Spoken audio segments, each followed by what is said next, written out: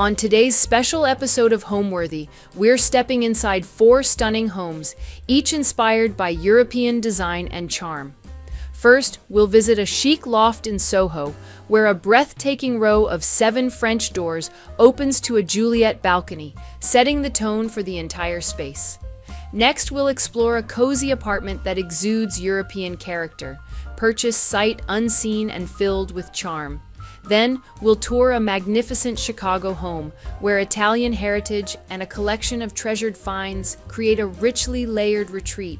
And finally, we'll discover a beautifully renovated home in Pennsylvania, where vintage pieces and inviting nooks bring a Château-inspired vision to life. Enjoy.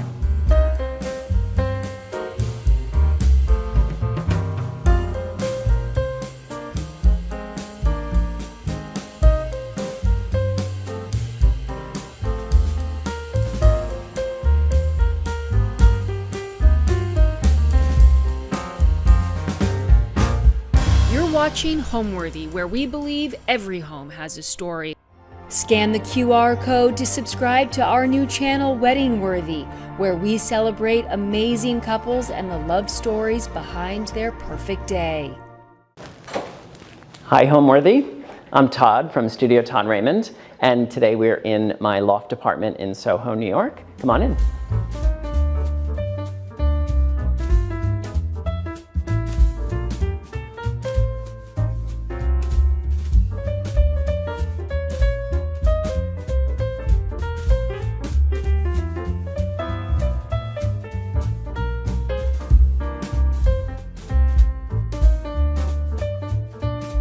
You're watching Homeworthy, where we believe every home has a story. My name is Todd Raymond. I have an interior design firm called Studio Todd Raymond, and today we are in my loft in Soho, New York. So we sort of found this apartment. We didn't actually look at too many apartments. I think we looked at 4 or 5, and this was the very first one we saw and put an offer into it. Our selling point, we walked in and it was very much a raw loft space from like the 80s, like had not been updated, had not been renovated. And what we loved most about the apartment was these sort of 7 sets of French doors that opened to a Juliet balcony. It really made us think that we were in Europe. It felt very Madrid, it felt very Paris. And we sort of took that theme and ran with it. So, there was no applied moldings, in the apartment at all. It was very much like a raw space. So we kind of brought in that old world charm with the applied moldings and sort of created our own little Europe in New York.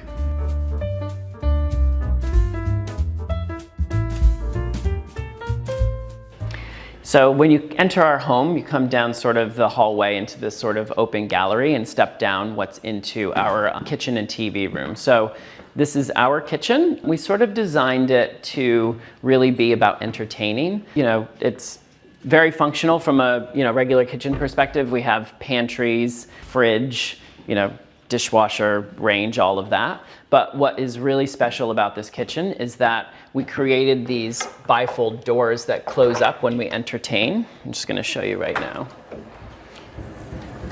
And so when we have parties, we love to be able to close these doors and actually close off the sort of guts and the ugly bits of the kitchen. And that's so that this acts as more of a backdrop to our island, which serves as a bar. Our kitchen island is this really beautiful taupey mushroom kind of marble color. We wanted it to really be a big monolithic bar. We have a pit range here. All of the controls are actually on the back side here, so you don't see it, but the cool thing about these is that they go right onto the marble. And then we have the sort of vent here by Gaggenau that pops up when we're cooking, but it's pretty discreet and lowered when we're not cooking. When we entertain, we created this. We actually have a piece of wood that goes over this range to actually hide it. Again, getting rid of like the idea that this is a real kitchen. It's actually in the same finish as this millwork, as this chocolate brown. So when guests come in, if we're having a really big cocktail party, for 40, 50, 60 people. We'll have a piece of wood covering this with the sort of ice buckets and whatnot, and maybe a bartender standing here, and then people can kind of come in, they can get a drink at the bar, aka the kitchen, and then kind of meander on to the rest of the apartment and space. But I think it's really nice to entertaining tips. Never serve red wine, but anything goes, really. I mean, we try to always do a full bar when we entertain so that people can, have their own selection of whatever they want to drink. So we wanted to pick a dark color to really kind of step out as a statement piece. I love chocolate brown. I feel like chocolate brown for me is like black. It's a really beautiful neutral, and I think it goes with a lot of things. We specifically wanted to highlight the grain, of the wood, and we just thought that this sort of dark chocolate brown would really be a nice, rich, elegant way to elevate the space. The light fixture over the island, again, was sort of meant to act as something that's not traditionally found in a kitchen. And so we chose this pendant that sort of reads as if it might be over a dining room table, for instance. And again, that's sort of to set the stage. It's sort of the chocolate brown millwork is a nice backdrop for such a beautiful sort of fixture that you maybe wouldn't find in a typical kitchen. Yeah, when we first saw the apartment, it was, as I said, very raw and very sort of industrial. There was an artist that was living here. It was his sort of New York live-work space. And so there was big vents going out through the transom windows to get all the fumes out of the apartment, and paint on the columns, and it was pretty much one big empty space. There was one big glass wall made of those like 1970s glass bricks that basically divided the bathroom from the living space, but there was really no doors, so it was very much like this loft space, like very much a bed in the corner and a sofa up at the front by the windows, and it was just like very raw. We actually lived in the apartment for close to 2 years while we were figuring out what we wanted to do with it. It felt like we were going back to like college living. It was like we didn't have any furniture yet, and it felt like this very big echoey space that hadn't been touched since the 1980s.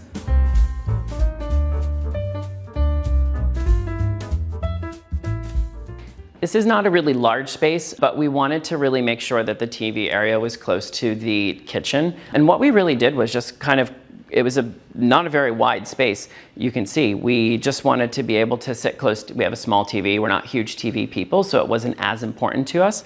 But what was important to us was that it sort of still felt sophisticated and still felt elevated. Again, when we entertain, this isn't a separate area where people can sit and just talk to one another. This is a vintage Guermet and Chambron cabinet from the 1970s. They did a lot of really beautiful sort of oak pieces like this. This one in particular is a little bit unique because of the integrated table lamp, but his stuff is amazing, and we thought it was a nice way to sort of ground this whole elevation.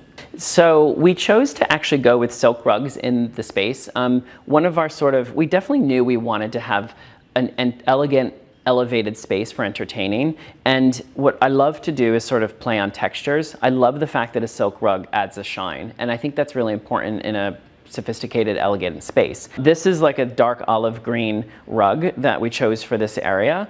You can see it's all like, the step marks on it from where your shoes are. But we just loved it. It sort of acted as a nice sort of neutral to ground this area. What I loved was we actually ended up purchasing this beautiful artwork that has a mint green background, which I thought worked really well with the olive green rug. And so, a little bit of green, a little bit of cinnamon in this area. This is the most colorful area of the home, but a lot of people would say it's not even that colorful. So I think the dark millwork adds like a grounding feature to our apartment. Our concept really was to have these old world sort of applied moldings to the wall that sort of help solidify that fact of, hey, this might have felt like it was in Madrid or Paris with the beautiful French doors. So from the exterior shell of the apartment has all these beautiful sort of more traditional elements. The more solid elements of the millwork kind of ground the middle of the apartment. So all of the dark millwork is super modern. It's super sort of sleek in contrast to the very traditional applied moldings. And the whole center of the apartment is sort of like that. So I think the dark color really helps ground the whole apartment.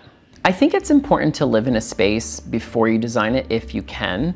One of the things that we love about this apartment is that we face east, and so we love waking up to the sun. That's important to us.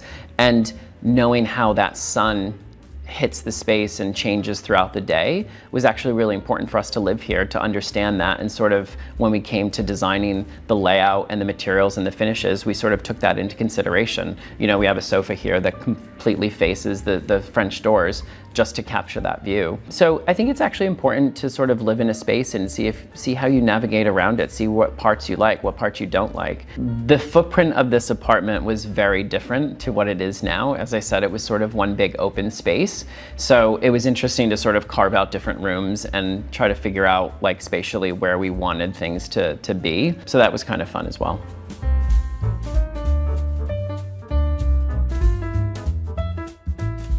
So after you walk sort of through the TV room and the kitchen, you enter into the sort of the really big living and main entertaining space. So this is a combination of dining room, we have a living room and bar as well. It feels like home when it's just the two of us, but it's ample seating for cocktail parties, for dinner parties. Again, the sort of dark millwork wraps around and continues to follow throughout the whole apartment. The chair is a topic. I don't know that my husband loves the chair. I think he thinks it's cool and it looks amazing, and it does. It is pretty comfortable. What I love to do is actually just surprise sometimes with some really unique pieces of furniture. This is one of those sculptural pieces of furniture that, you know, it's not the chair that you want to sit in every day, but it's fun to have as an extra sort of chair when you entertain. And Chester likes it too. Chester is our 6-year-old Norfolk Terrier, and he wants to say hi to everyone. He said hi. So hi, bud. Our house is dog friendly. You know, our dog is we let our dog onto all of the furniture, and, you know, he's basically a little human. So, you know, there's no real restrictions from that perspective, although we do have a dog gate, but that's because, you know, we like to contain him a little bit. Yeah, we're often asked to do a lot of projects that have pet-friendly fabrics and durable materials and things like that. So it's definitely something we took into consideration in this apartment, and used outdoor performance fabrics where we could, and Scotch-guarded things. And yeah, like, you know, we have a silk area rug in our living room that's white. You know, it'll get dirty, but my sort of motto is that homes are meant to be lived in and accidents happen, but we're really not super concerned with Chester. I don't know if you can see him on camera, but he's right here.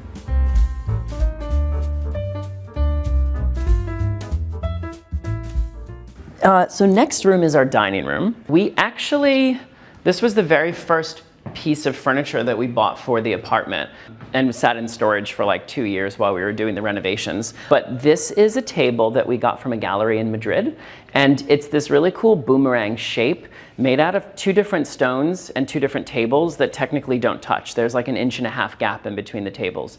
But ironically, what we ended up taking from this table was this whole boomerang shape that's sort of repeated throughout the apartment. It's repeated in sort of the shape of the chandelier. The boomerang shape is kind of repeated in the chair that I just got up from. There's like little boomerang, that sort of angle in the sort of stone knobs of the vintage furniture. So it's that sort of very subtle boomerang shape that we kind of actually took as a jumping off perspective for the rest of the apartment.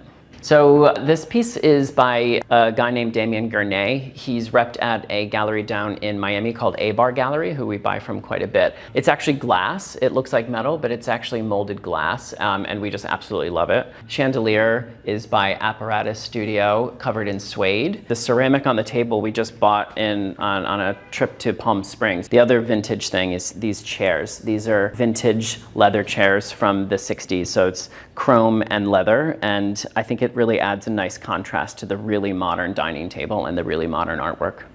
So that boomerang motif is kind of represented in even this table and the sort of shape it is, where we have displayed not so discreetly articles where we've been featured in press and print. But one of the things that we actually really do a lot of with our firm is we really study dimensions and proportion, like any designer does, but we really hone into the details of how much space there is in between the sofa and the coffee table, and how far away the chairs are from that. And I think one of the reasons I like this living room, and I think it's successfully designed, is because there's actually a lot of movement and a lot of egress and a lot of space. So when we are entertaining, we have, you know, people sitting here. My husband might be making drinks at the bar behind us, and I'm sitting over there. And there's enough space. Chester's also sitting with me. There's enough space to kind of move around, and nothing feels too cramped and too tight from that perspective. So one of the cool things that we also, again, thinking of entertaining when we were designing this apartment, when we entertain for people that we don't really know and we don't want to see what's behind here, which is our primary bedroom, we'll get to in a moment, we actually created these beautiful doors that shut very discreetly that sort of mimics the same design as the French doors. So it kind of reflects and makes it look as if the balcony outside keeps going on forever. Similarly, on this side, there's a little sort of secret millwork door that we can shut when we don't want guests that we don't know that well to sort of walk into our primary bedroom. But this shuts as well, so that this really becomes the public space and our private spaces stay private. We've had a couple big parties here. Our biggest party I think we've had was we had a pride party last year, and I think there was maybe 65 people here, which I was nervous. We hadn't ever had that many people in the apartment, but there was a lot of space. People were sitting, people were standing, people were in the bedroom. People were sort of like kind of everywhere, and it was really nice to actually have the sort of apartment come to life from that perspective. It didn't feel cramped, it didn't feel crammed, and it was a really nice sort of kinetic energy in the space. I have the viewpoint of my trajectory. My sort of goals in the industry are to really just do really good work. I feel like if that's recognized in publications, that's like an added bonus. But I really love the connection with people, and a lot of our projects come from referrals of projects that we've done for friends of friends of friends. That's really important to me, is to sort of build a business where people feel really happy about the process and as well as the end result. I would love to continue to grow my office from a project perspective. You know, we have about 8 or 9 projects going at any one time, which is a lot, but I would like to grow that a little bit more. And then I also sort of want to get into product design a little bit. I would love to do collaborations with vendors. I would love to have a wallpaper collection. I'd love to have a rug collection. Maybe we open a gallery one day. My husband's Australian, and I say that at one point I would love to end up spending a lot more time in Australia, and who knows, maybe I open an outpost office in Sydney. So I do have high expectations for our company and where we can go, but it's sort of, you know, put your head down and just do really good work, and I think the rest will fall into place.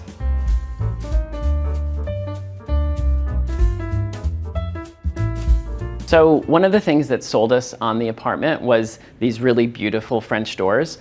Ironically, we don't really go out to the Juliet balcony very much. We actually don't use them. I think that's probably just a result of New York City being really grimy and gross, and we don't want that tracked inside. So, but on this exception today, we're gonna take you outside to the balcony. We're on Broadway here, and it's all the way down south and north. One of the things that we love about this apartment is our view, which is really unique in Soho as well. So we're on Broadway here between Prince and Spring Street. And what's really unique on this block is that all of these buildings across from us actually go down a level. So we have this incredible, very New York City view with lots of water towers and lots of buildings. And it's just a really beautiful part of why we enjoy this apartment so much. I think there's 17 water tanks in total. At one point I counted, but it's a very New York kind of view because there's so many water towers. We love it. I think we have 50 feet of frontage here. I don't think that this would even meet code today because the balcony is like so low, so it's a little bit scary when you first step out there. If you're not used to it, it feels like you're gonna topple over, which is a little bit dangerous, but not so much because we don't go out there that much. The building's called the Little Singer Building, and it's one of the original historic cast iron buildings of Soho. What's really unique about this building in Soho is that we have 50 foot of frontage here with Juliet balconies, and I feel like what's really special about this loft, and at least this size of loft in Soho, it's, you know, we're 2,500 square feet here, more or less. The other apartments that are sort of that size and scale are sort of these long, narrow, full floor apartments where you have 4 gigantic, beautiful windows at the front of the apartment and 4 gigantic windows at the back, and, you know, 2,500 square feet of nothing in the middle that you kind of have to carve up into kitchen and living spaces. We loved this apartment because it was sort of more of a square and more of a box, so it offered us the opportunity to really do this really long living room that is sort of dining room, living room, which turns into our bedroom, rather than having it be the perpendicular kind of typical orientation.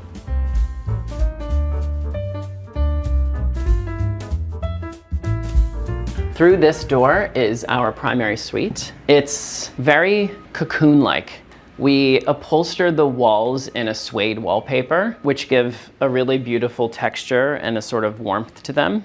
I custom designed the integrated bedside tables and headboard in bed. It's sort of all designed by me and our team in our studio. And then what's really cool about this room is the artwork.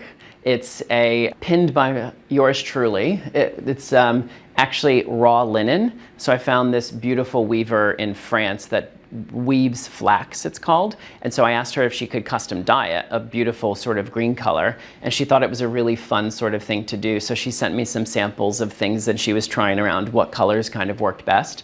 And so we agreed on this beautiful olive green color, and I asked her to just weave 3 yards of it for me.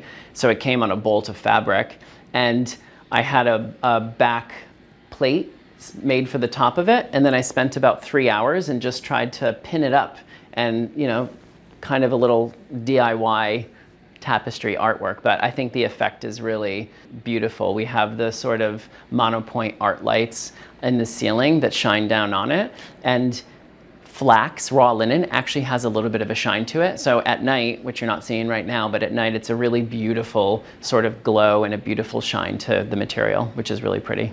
I like to keep our beds actually pretty simple. Our beds, meaning this is my own personal bed, but in projects I like to keep beds pretty simple. We don't tend to do too many pillows. We do custom coverlets, which is what this is, out of a cashmere. And then again, doubling down on the whole texture on texture on texture thing, we did a really thick, chunky faux fur blanket. It's actually from Restoration Hardware, just to kind of add that extra element of luxe on our bed. We knew we wanted a stool at the end of the bed, functionality. We sit here, we put on our socks and shoes. This is an iconic butterfly stool made out of walnut. So there are actually 2 of them, and it's great just to kind of sit and use. So the dresser is not really anything that special in the sense that there's no sort of fanfare about it. We wanted a dark, sort of simple dresser. I think, again, just to kind of keep the room weighted, but also to kind of mimic that, like, everything is pretty simple. It's a very sort of cocoon-like room. Like, this is our sanctuary and this is the sleeping room. So we didn't really want to make too much out of it. The Hunt Sloman painting is a gift from really great friends of ours. It was a wedding gift when we got married, and we love waking up to see it every day. One of the things that we love about this apartment is that there's all these really amazing little hidden nooks and crannies. One of which is, we joke around, is our dog's special closet. So you can see here we have a little jib door that's covered in the same suede wallpaper, but it opens up to reveal, extra dog toys, bookkeeping things and whatnot, just a little extra closet for us. But you would never really notice that if you didn't know it was there. The light fixture we actually found, it looks like it's a vintage Murano fixture, but it's actually contemporary Murano glass. So it came from Italy. There's, I don't know how many leaves, like 25 independent leaves that are all sort of connected by the little brass fittings. We loved it, actually. That was ironically one of the more difficult decisions from a design perspective. I wasn't sold on it. My husband loved it. And I sort of went back and forth in my mind before we installed it, wondering whether or not it was going to be the right fit. But I actually love it. I think it makes the room. I actually came to design a little bit later in life. I had worked for many years in hospitality in New York City. So I had sort of a different career before I even got to interior design. But I ended up in interior design. I went back to school at Parsons for design, maybe when I was 26 years old, 27 years old, which was great. And I sort of started working for a few different designers here in New York, and sort of just kind of navigated the design world, like learning from some of the best AD 100 designers and some of the best designers in the industry. I ultimately started my own company about 5 years ago, and we work on projects, geographically in New York because we're here. So we do lots of apartments in the city. We have a few projects in the Hamptons always going on, and we work up in the Hudson Valley quite a bit. My husband and I have a weekend place up there, and so we've created a little bit of a community and a networking up there. So we work in the Hudson Valley, which I think is wonderful. It's a very different vibe from New York. And then we do sort of work wherever it takes us. We just wrapped up a beautiful project in Palm Springs, California, of a mid-century modern house, which was fun to work on. Currently, we have some really fun things going on in the city here. We have the penthouse of the new Giorgio Armani building that's being built on 65th and Madison. So that's been a really fun project to sort of get off the ground. And then a couple fun projects. We have a loft in Brooklyn in Red Hook that we've been working on for a really cool client. So a lot of things going on at the moment.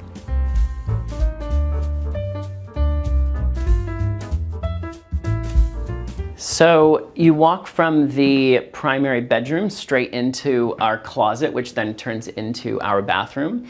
Again, just to double down on all the little secret nooks and crannies, this is a little secret compartment for all of our luggage and where we kind of house everything.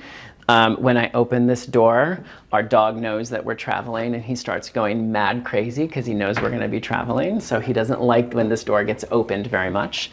And then it gets hidden even again by this. So you walk right through this to our closets. It's a his and his closet. Everything is split down the middle and even. So my side, my husband's side, we have lots of short hanging for our suit jackets and blazers and pants and stuff like that. Lots of shoe storage. And then we even, I'll show you a little secret. We have great little jewelry drawers. We have little compartments for everything you could possibly imagine. I don't know who spends more time in here. I think we both enjoy clothing and fashion. I think we like the way that we feel when you're dressed really nicely. I don't think either one of us spends too much. We're not fussy people. It doesn't take us too long to get dressed in the morning. So from our primary bedroom, you actually have to walk through this closet to get to our primary bathroom. As I sort of said before, when we sort of took over the apartment, it was more or less one big space. And so we had to sort of carve out the different rooms and the bathrooms and where the kitchen was and all of that, one of which was this space and how much space we needed to allocate towards our closets. So this was all custom designed by myself and sort of figuring out how many shoes we wanted to display. You know, we have pull-out drawers for laundry. We have telescoping rods for, you know, when dry cleaning comes back from the dry cleaners, we can hang everything up when you're getting ready. So all these sort of little details are what we love to do in our projects as much as in my own personal home, because it's a real functioning kind of closet. My favorite thing about this house is my shower. I just love it. It's all gray travertine and it's very masculine. It's very, like, it's lit with LED lights. It's very beautiful space. And I feel like we travel a lot. We are all over the place.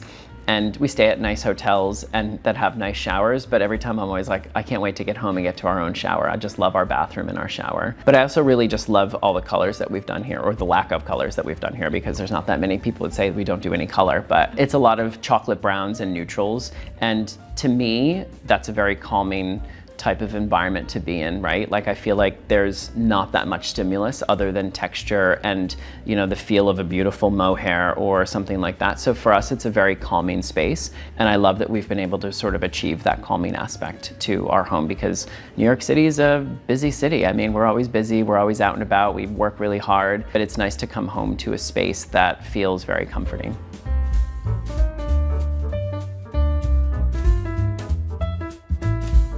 From the closet, we go straight into our primary bathroom, which is probably my favorite part of the house. So we have the water closet here.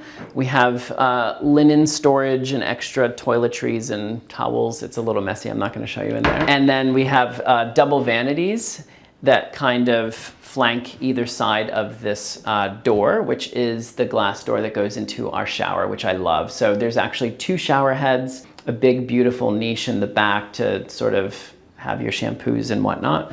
And then what I really love about the bathroom is this Slim Aarons photograph. So this actually means a lot to us. My husband and I got married on the back of a boat in Lake Como. And we got married on the back of a Riva boat, which is what's photographed here, a 1964 Riva. So we sort of saw this by Slim Aarons and sort of had to have it. And it even had the same baby blue leather that our boat had. So every time we sort of see this, it reminds me of our wedding and, you know, how special that was for us. You know, we have a big bench under the artwork for no real reason other than to just, again, sit on. We throw our clothes on here, extra towels and all that kind of stuff. And then we have a heated towel bar, which is just it's just luxury. I just love it. It's nice to have a sort of a warm towel when you get out of the shower. So, you know, these are hot and they keep your towel pretty warm. We have all sort of little secret nooks and crannies. You know, one of the things that we actually do in our own projects and renovations is to make sure that vanities have electrical in the back of them to be able to, you know, have your blow dryers or anything that you want plugged in, so that you're not always like, you know, it's one of my pet peeves when you go to a hotel and you always have to plug in the, you know, the blow dryer and whatnot. So we try to think of those sort of luxury details for people when designing bathrooms, so that they don't have to, you know, it's a really easy kind of getting ready routine, I guess, in the morning. You know, we have medicine cabinets integrated into the wall.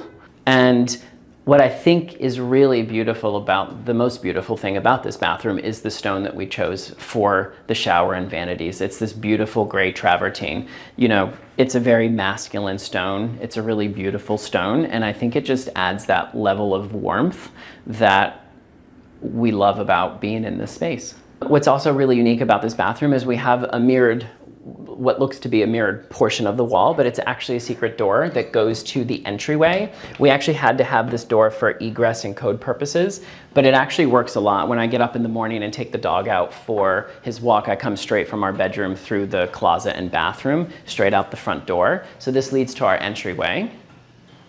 And this entryway sort of sets the tone for the whole apartment, right? From a material perspective, from a design perspective, I feel like it sort of touches all those notes. Here we have artwork, I don't know, we have terrazzo floors. It just feels very sort of like the terrazzo nods to Italy and that European feel, but in a very contemporary way. All of the dark millwork sets the tone for what you're going to see in the rest of the apartment, as well as the sort of applied moldings and the detailing there. So it sort of hits all of those architectural and design notes right here in the entryway. So one design trick that I would love to share is, I have a few. One is always picking the right color temperature lights. You know, 2700 Kelvin is a really soft, warm light.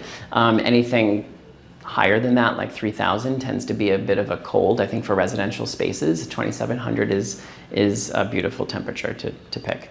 We always try to, like, when designing, especially when you're designing a space from scratch and you're building, we try to think about how our clients use the spaces, or at least anticipate using the spaces. So we hone into the details of, like, are they the kind of people that come in and they like to throw their keys and wallet somewhere, which is why we have this little secret drawer here for us, because it's something we don't like to see. I don't want to have it out, so I have a little secret drawer for that. So finding little spaces for all your needs is really important.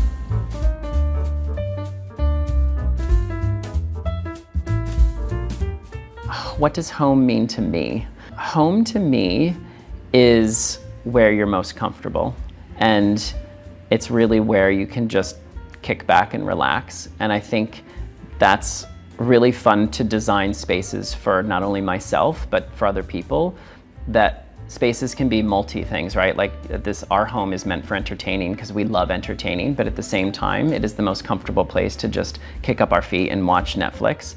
And so I think home is where you're most comfortable.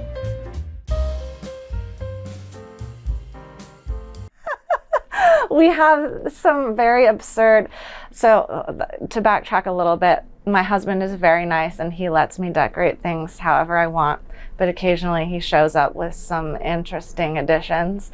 And the panda bear cat bed was one of those, so it lives behind the chaise. You're watching Homeworthy, where we believe every home has a story. Like and subscribe for more. Hi, I'm Hannah Rutherford, and this is Harvey. Welcome to our New York apartment.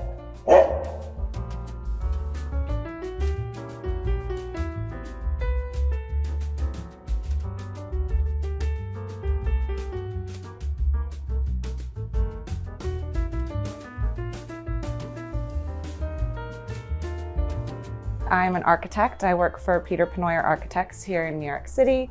I am also a lover of design and have sort of taught myself and been taught how to do interiors as well. So a lot of what you see in the apartment is my way of using this as a sort of canvas to test out things. I live here with my husband, Alex, and 3 cats, Jasper, Tewksbury, and Winslow, and our dog, Harvey, who's a cute little corgi.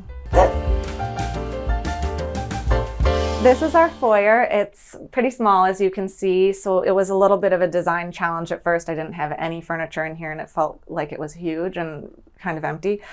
So I found this tiny little table and then had this skirt made out of this really fun pattern. And so I keep a lot of cute little tchotchkes here, all of my little animals that greet people when they come in.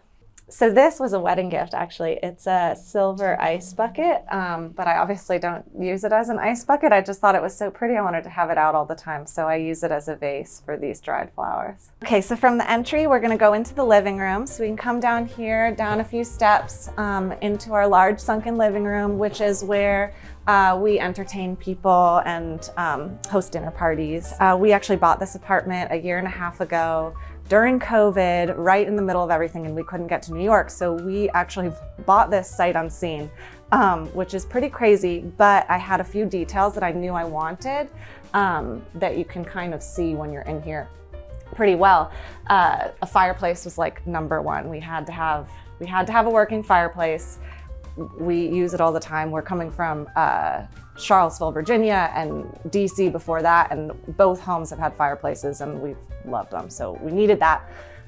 The windows were a big deciding factor for us. I, as an architect, love casement windows. I wanted them to be able to swing out and just let the breeze in, and they're also just beautiful, and I love the black detailing, so I knew I wanted those as well. Here, the tram goes by like a million times a day. The Roosevelt Island tram, the cats love it, and it feels like it's out of a Wes Anderson movie. It's super cute. These are great prints that I actually bought for like $5 a piece. They're prints of Scottish castles and ruins and stuff.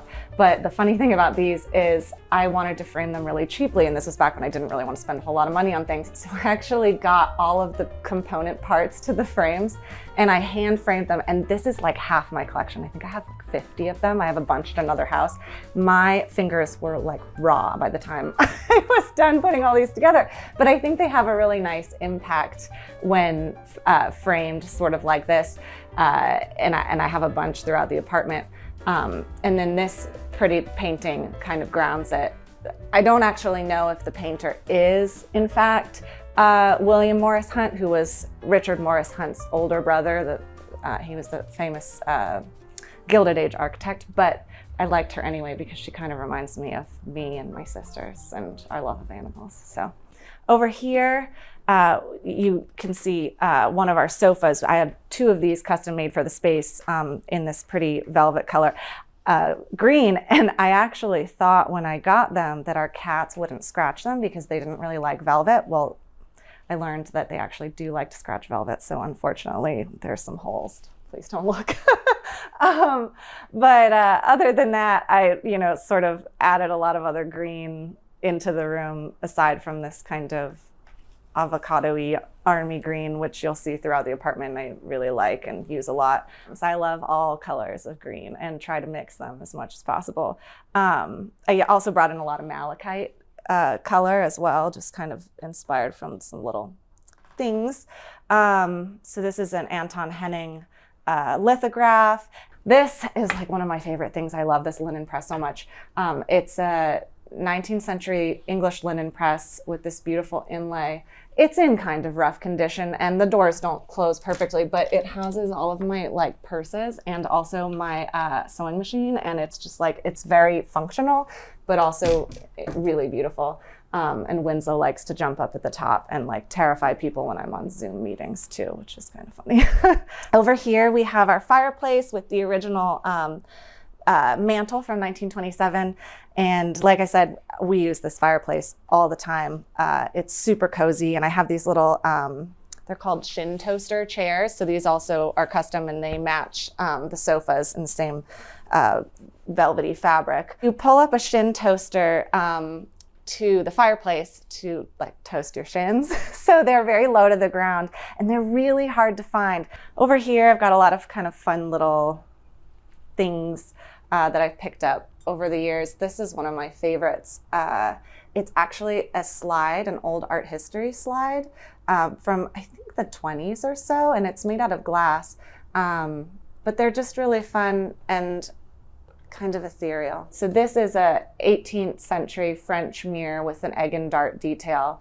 And I actually got this one off of Cherish, and they, delivered it in this huge box, and I had 3 people from the building come and help me hang this because my husband and I couldn't figure out how to do it. We were like so terrified it was just going to come crashing down. So we have a very nice handyman to help us. So this gate leg table, I rearrange the furniture in here a lot. And so during the winter months, I have the table in the middle of the room near the fireplace, and you can have dinner parties here, and it's really nice. And I knew I wanted something that had sort of a pretty bottom to it because you'd see it when you come right in the room.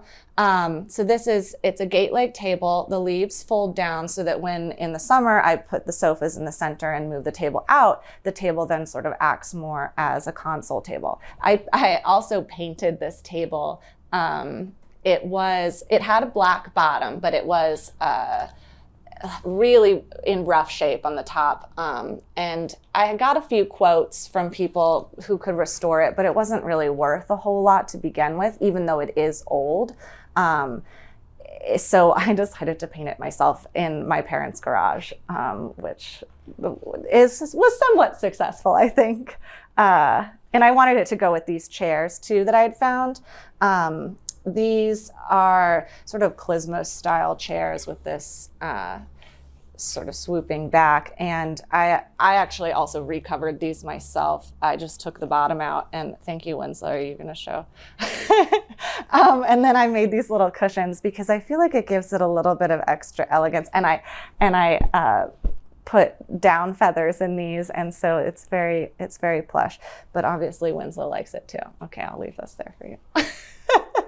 Oh, we have this fun little ram. I have I probably actually have over 1,000 animals in this apartment in terms of just depictions of animals or sculptures or whatever. I've got this guy, I've got like a little leather pig ottoman over here. We have elephants, birds, you name it. We have it in this apartment. I love these curtains so much. My mother-in-law, who's actually an interior decorator, helped me pick the fabric out for these. And she actually helped me with a lot of the selections in the apartment, from fabrics to sourcing furniture and everything. And I really loved these because I wanted a sort of horizontal element to go with such a vertical space.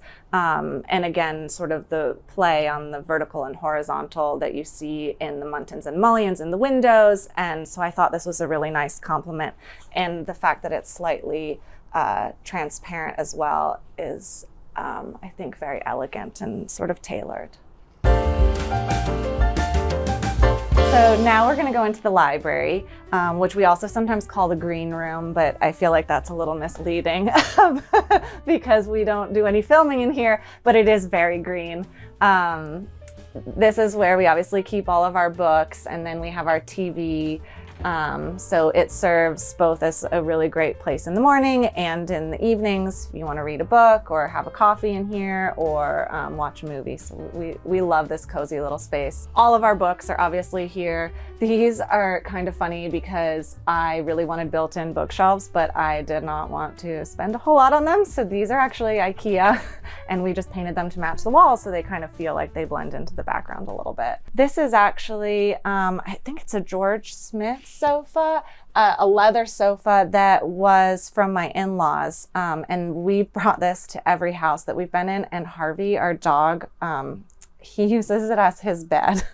So you'll come in here in the middle of the night and he'll be on the sofa. So we knew we had to bring it, even though it was kind of a tight fit, and I would have probably rather had something a little smaller in here.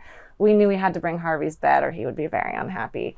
And the pillows, I got all of these done in different greens and blues to go with the sort of whole theme of the room, which was actually based off of this little, these little rose mulled Norwegian boxes. I have some Norwegian heritage on my father's side through my grandmother.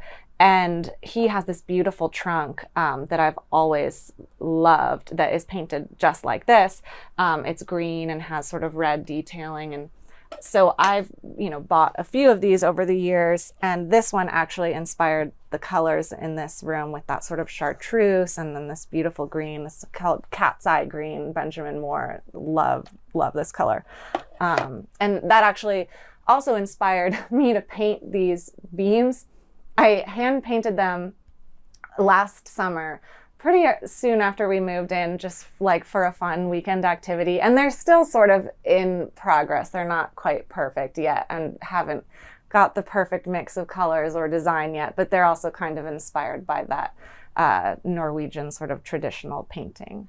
When we moved in, we noticed that there used to be doors here, but I don't know how anybody ever lived here because the door swing would get in the way of everything. So we ended up actually doing interior curtains that function as doors. So when someone's in here watching a movie or whatever, you can close them. I have multiple skirted tables in the apartment, actually. This one I really love is a pretty blue color, but I like them because they're very crisp and elegant, and they just seem to be a little bit less messy and a little less busy than a typical pedestal or something with legs. This is our teeny tiny powder room, which I did in this really punchy William Morris fabric, which is really cool and has this incredible colorway to it. So I have a matching skirt for the sink and shower curtain, and then also a Roman shade, so you really feel ensconced. This is our master bedroom. In this room, I wanted it to sort of feel like a jungle. So I have this incredible canvas toile on the bed curtains that on the other side has a Carlton Barney stripe. And it feels like just the most luxurious space. I really love it in here. And we have lots of big cat prints sort of bringing you into the room, and then obviously the jungle theme here, and you can see the cats really like it in here too.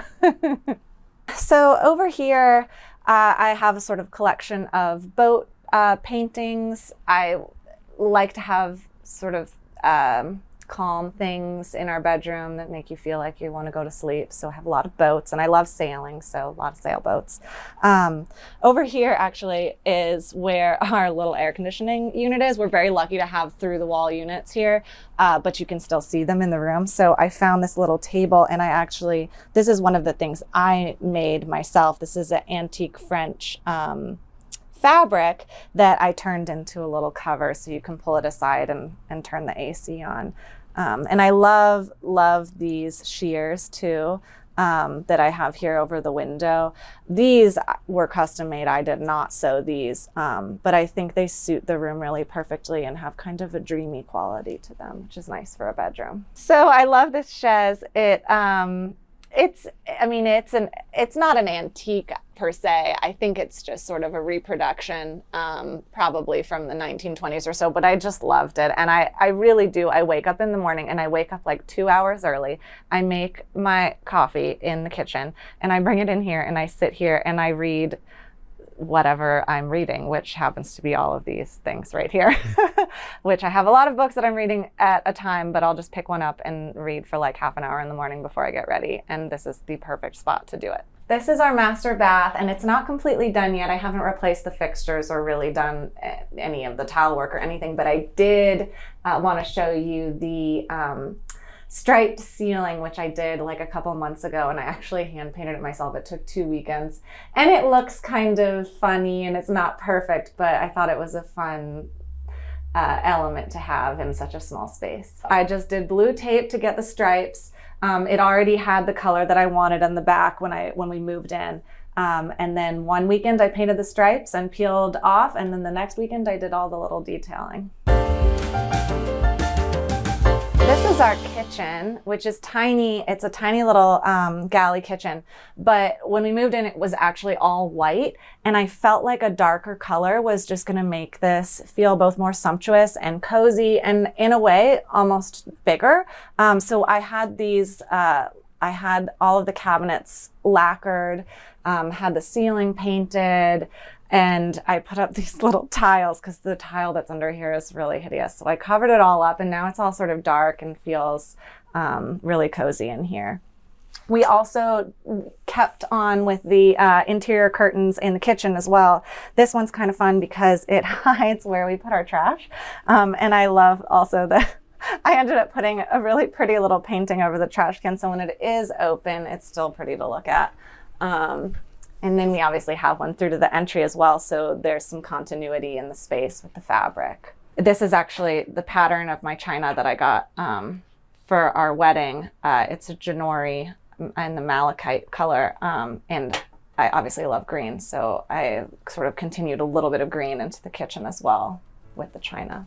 So every evening when I come home from work, I usually come right into the kitchen and I turn on a jazz playlist, Django Reinhardt or a Red Garland I'm like very into right now. And then I come over here and look out the window and I just feel like I'm in a Woody Allen movie. And you know, you can see the bridge and the East River. And then I usually do like a Blue Apron or something, and it just feels like I'm straight out of a movie. Hey Homeworthy, I'm Mary Ann DeLay. Welcome to my home in historic Oak Park, Illinois. Come on in.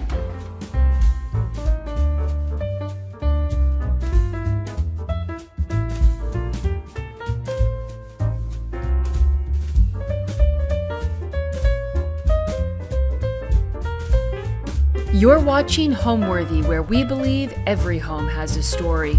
Hey Homeworthy, I'm Mary Ann DeLay, and this is my 1920s condo in Oak Park, Illinois. I grew up in an Italian immigrant enclave 40 miles south of Chicago, and it had a lot to do with who I am today, actually. I grew up with Italian grandparents. My grandpa had owned a funeral home, and my parents worked really hard. So my dad was a fireman. He worked 24 on, 24 off, and my mom was working, she had a health food store. She was also like an awesome 70s lighting sales lady. But what happened is I was stuck with my grandpa. So my grandpa, this was the 70s, my grandpa would pick me up and I would go hang out in the funeral home, which is pretty crazy, and with old Italian guys. And some of that is kind of formed who I am. I kind of like more of an older soul. And what happened is across the street from the funeral home, and this was the 70s where kids were kind of wild childs. He's like, hey, you know, just go do what you want. Here's $5. And there was a thrift store across the street. So I would just go in the thrift store and I would just spend hours there trying to like, I'd find all these cool little things. I would bring home tables when I was 17. I didn't have a house, and my grandpa's, you know, my dad's like, what are you doing? You live here, you don't need this marble table. I'm like, but it's really pretty, and when I have an apartment someday I will. So, and I was always the kind of person where my mom would come home and the house would be completely rearranged. And then sometimes she was very happy, and then a lot of times she was not very happy. And she would just say, you can do this when you get your own house. So I would collect all these treasures when I would hang out with my grandpa, and then I would bring them home, like marble tables and weird stuff like that. And I also had amazing, in the 80s, it was an amazing time because I had all of these great 1920s, like flapper dresses. You can get them for like $1. Like no one was buying this stuff. So it was just this amazing time to find all of these pieces, and I actually still have some of the clothes.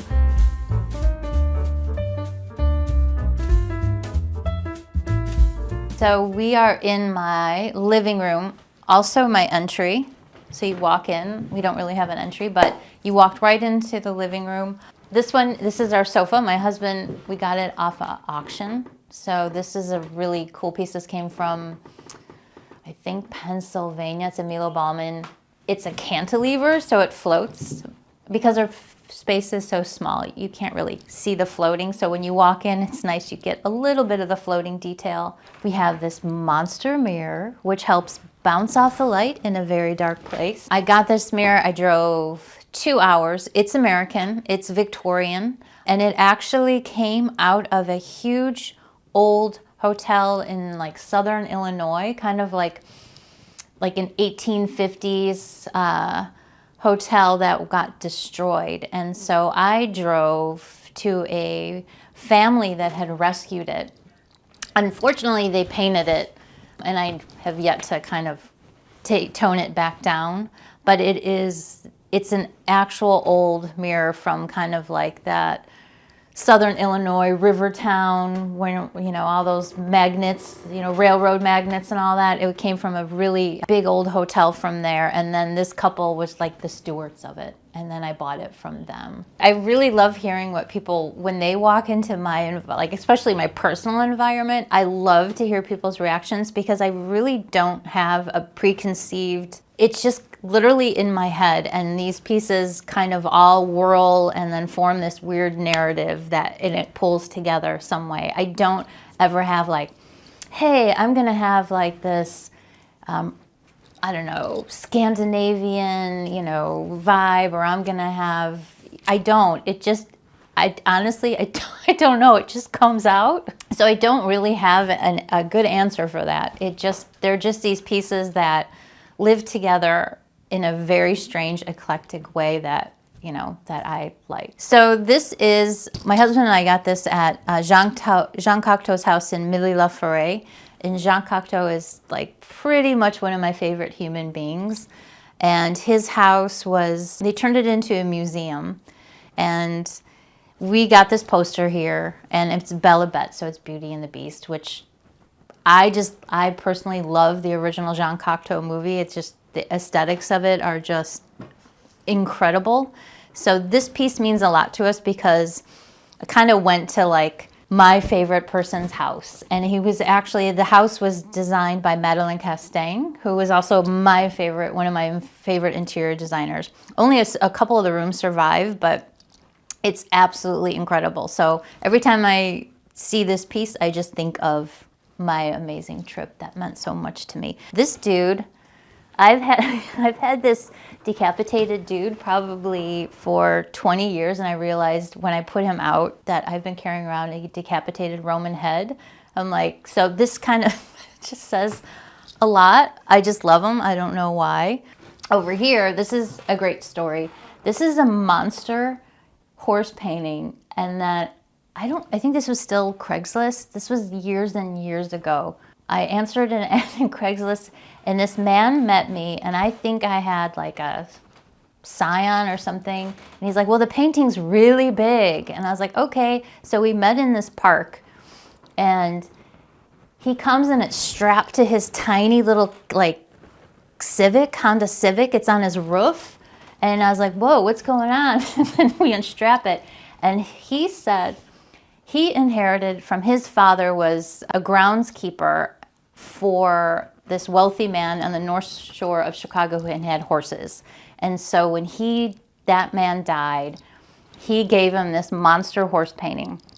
So this guy lived in Chicago with his tiny Honda Civic, and I'm sure his wife is like, our place is too tiny for this ginormous horse painting, get this out of here. So he put it on Craigslist, and so then I got it from him. And then I had to strap it to my roof of my car and then bring it home. But it's an original painting.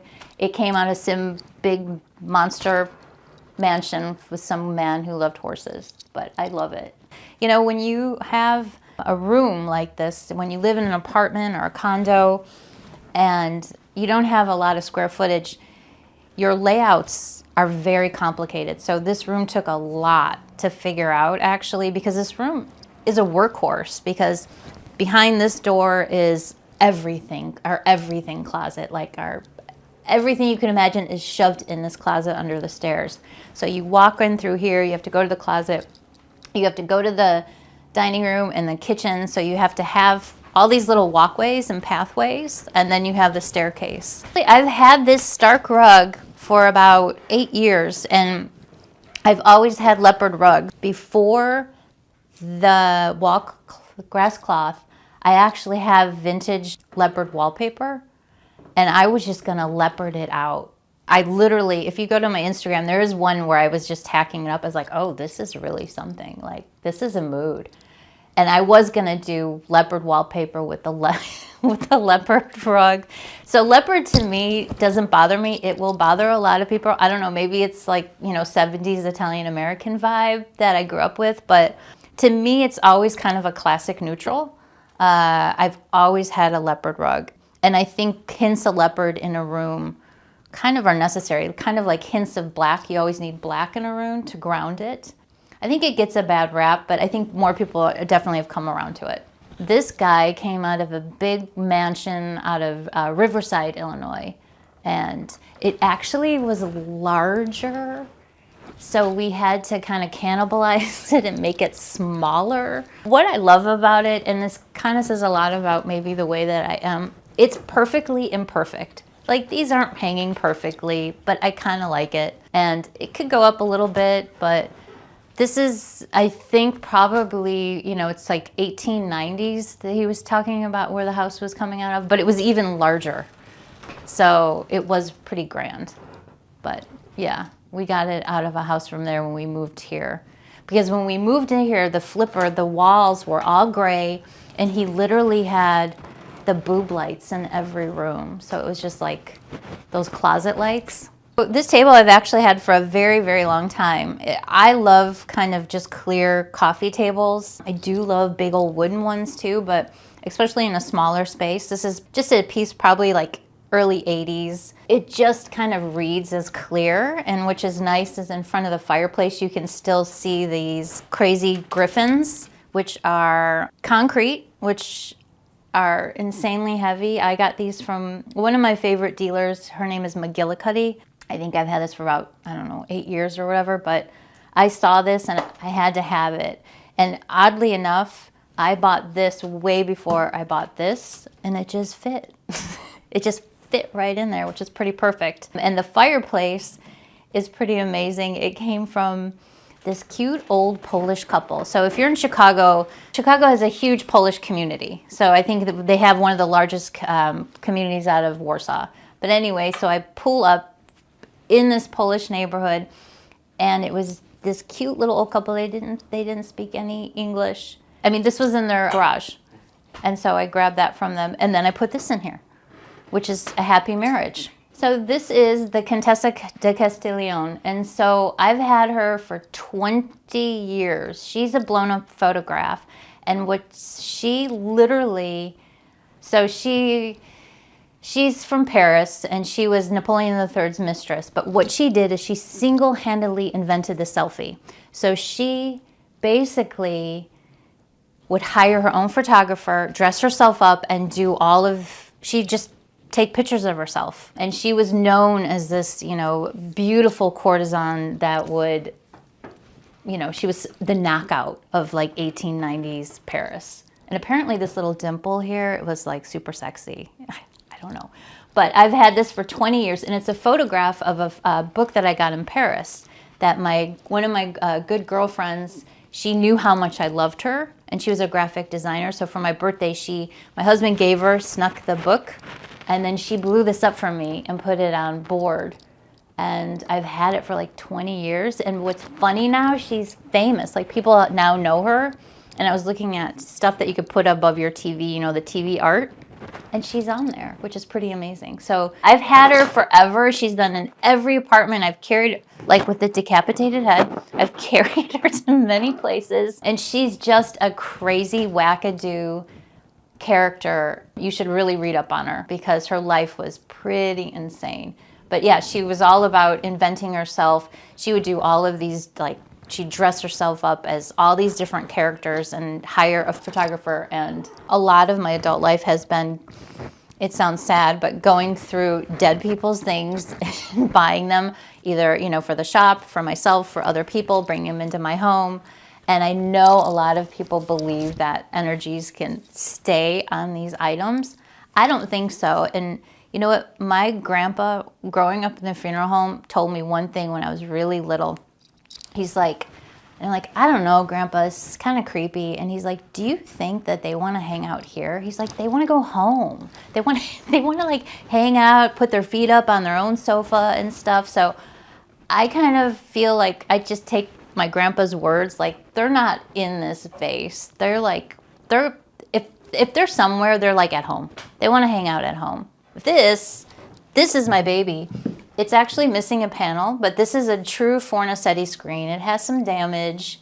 I have another panel upstairs, and the beauty of this is, you know, part of my treasure hunting. I went to, in Chicago, there's a North Shore, and it has like where all the wealthy people live. It's just mansions on the lake. It's just beautiful.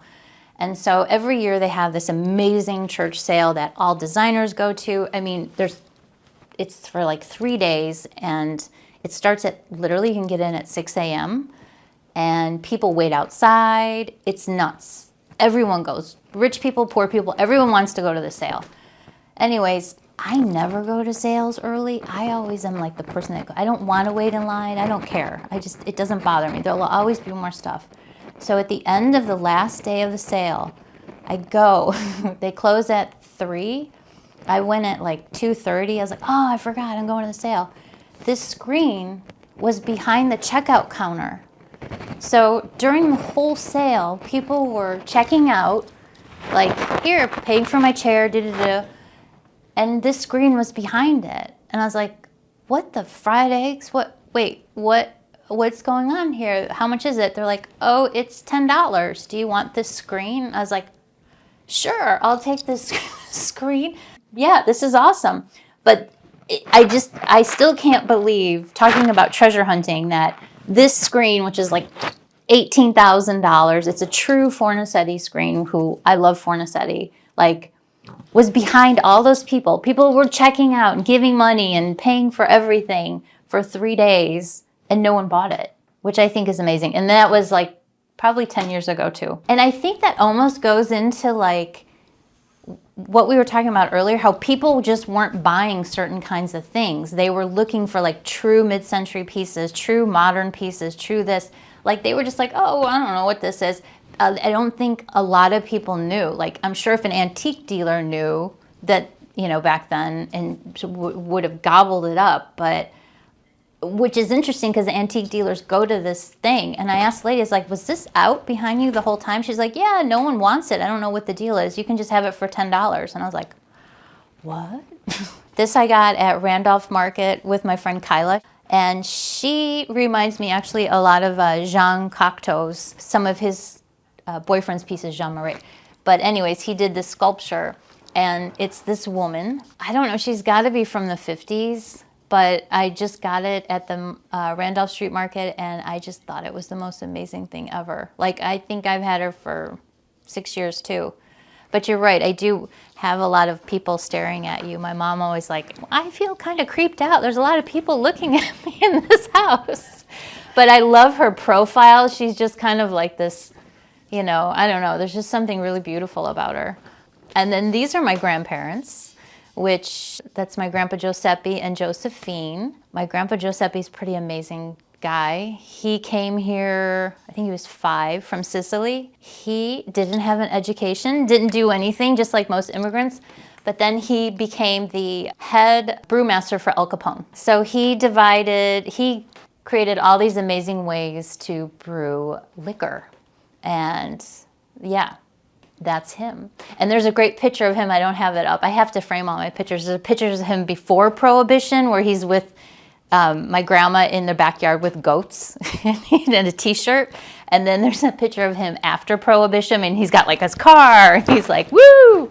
You know, he's looking great. But he was amazing. I feel real grateful for my age that I was raised around my grandparents, just because they really brought something, you know what I mean? It's just that generation to me. His stories were just amazing. So I do. Both of my grandpas are Italian.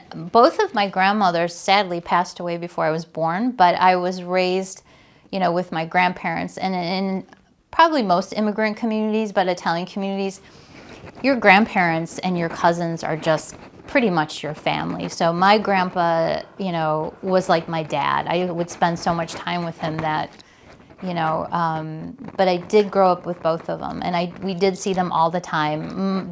My grandpa Joe taught me how to play piano, and you know, so yeah, I miss them a lot. But I'm really grateful that we got to hang with that generation because, I mean, he had just crazy stories. Like the first time he saw a car in Sicily, he thought it was the devil, like going down the hill because there were no cars. And so here's this, he's on the top of the mountain and there's this old car, think of the 1920s cars with the eyes and the grill, and it's going, and he started running because he thought it was the devil chasing after him. So now we're gonna go into the dining room. There are a pair of antique curtains here.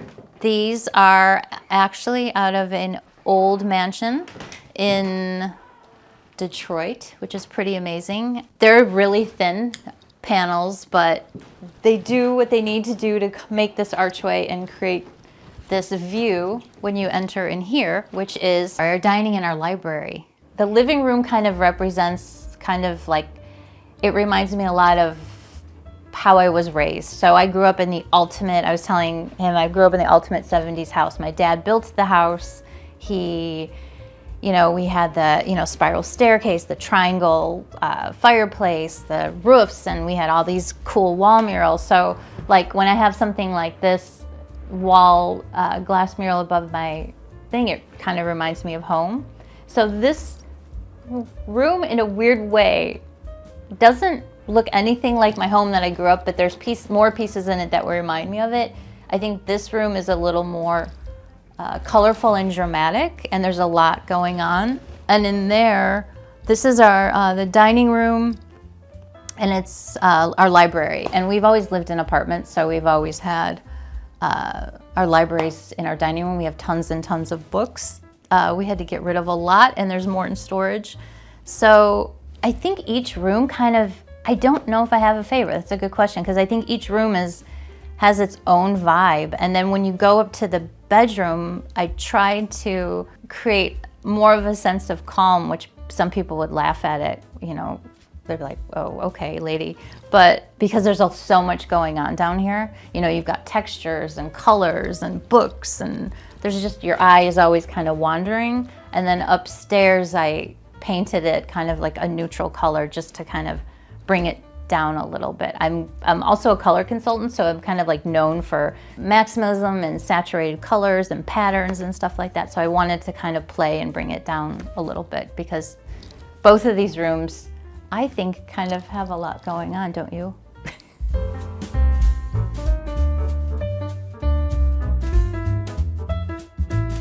So now we're in the dining room, and the archway separates the living room from the dining room. Our dining rooms have always had our books in our library, and we've had to scale back because usually we have a lot more books. My father-in-law was a French professor, so when he passed away, we inherited a lot of his books. And I have books, my husband has books, we both love to read. So our dining room has always been a place where we kind of sit down and we read, we eat. And just because when you have a small space, usually you have to have a library in your dining room. It's, you know, but I actually like the vibe that it is. It's just the two of us. And then when we have company, we have folding chairs that come out. And then if you notice in our house, we'll always have little stools for the dogs because they're tiny. And that's what that is. Most of these books, like, they're all in, you know, from my father-in-law and from us. So that you'll see a lot of French books, a lot of my classic books. We like a lot of books, just reading a bunch of different things. I don't know, I've just kind of interplayed just some interesting things that I love coral. I don't know, I'm a Pisces, I don't know. And so this room is always just kind of, I don't know, it's like a room of curiosity. But this actually is one of my very, very favorite things. So this is a chandelier that I grew up with in my home. So this was like the 70s home that I'm always talking about. My mom was, after she owned a health food store, she became a sales rep for a modern lighting company in the 70s. So we had, in our home, we had all this amazing lighting, and this was always above our dining room. So when we moved out of that home, she boxed it up and then she gave it to me. But I love this thing, and it just kind of reminds me, I grew up eating underneath it, which is kind of crazy all these years. This piece was on Marketplace. This is a great Marketplace story, right? So this piece was on Marketplace, and when we moved in here, I found it. I was like, oh, I think I want it for our dining room. So I contacted a lady, and the lady also is on the Chicago North Shore where all the good pieces are. She said that it was from France. I actually think it's Italian. She said she got it shipped from France. I don't know. It's all faux. It's painted faux marble. So when I went to buy it, the lady's like, oh, it's gone. I'm sorry. So I'm like, oh, wait, I'm meeting you today. Then 5 months later, I go to a woman's house. This is such like marketplace. I go to a woman's house to buy some lemons, like Italian topiary lemons. And it turns out I know this woman that she had shopped at the studio. And so we were talking. I was like, oh my God, I know you, and blah, blah, blah, and la, la, la. And then she's like, oh, I want to show you something in the basement. And I walk by this table. And I was like, wait, where did you get this table? She's like, I got it from this old lady on Marketplace. And I was like, wait, what? And she's like, I'm moving, but if I don't take this table, I'll let you know if I sell it. So it turns out she did move, and then she did decide to sell it, and then I actually got it, which is pretty bananas, isn't it? And so what's interesting with light and color as well, the flipper did all our floors these dark walnut, which is really nice, but it did bring the floor down a lot. And so this table, I just put like a everyday white rug on it, and it really made it all pop out. These chairs I got from a woman. I was actually going to put these in my bedroom to hide our AC units that were here because they're nice. They hide the back. But I ended up getting them from this woman who, she said that she loves to change out her dining room all the time. And I'm like, okay. And so she's like on her 5th pair of chairs, and they just kind of landed.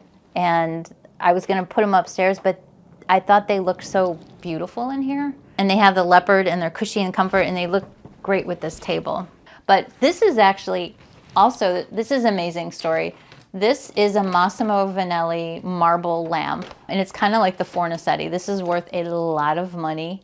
It's 9,000 pounds. We got it from this couple who worked, I think, at Trump Tower in Atlantic City. It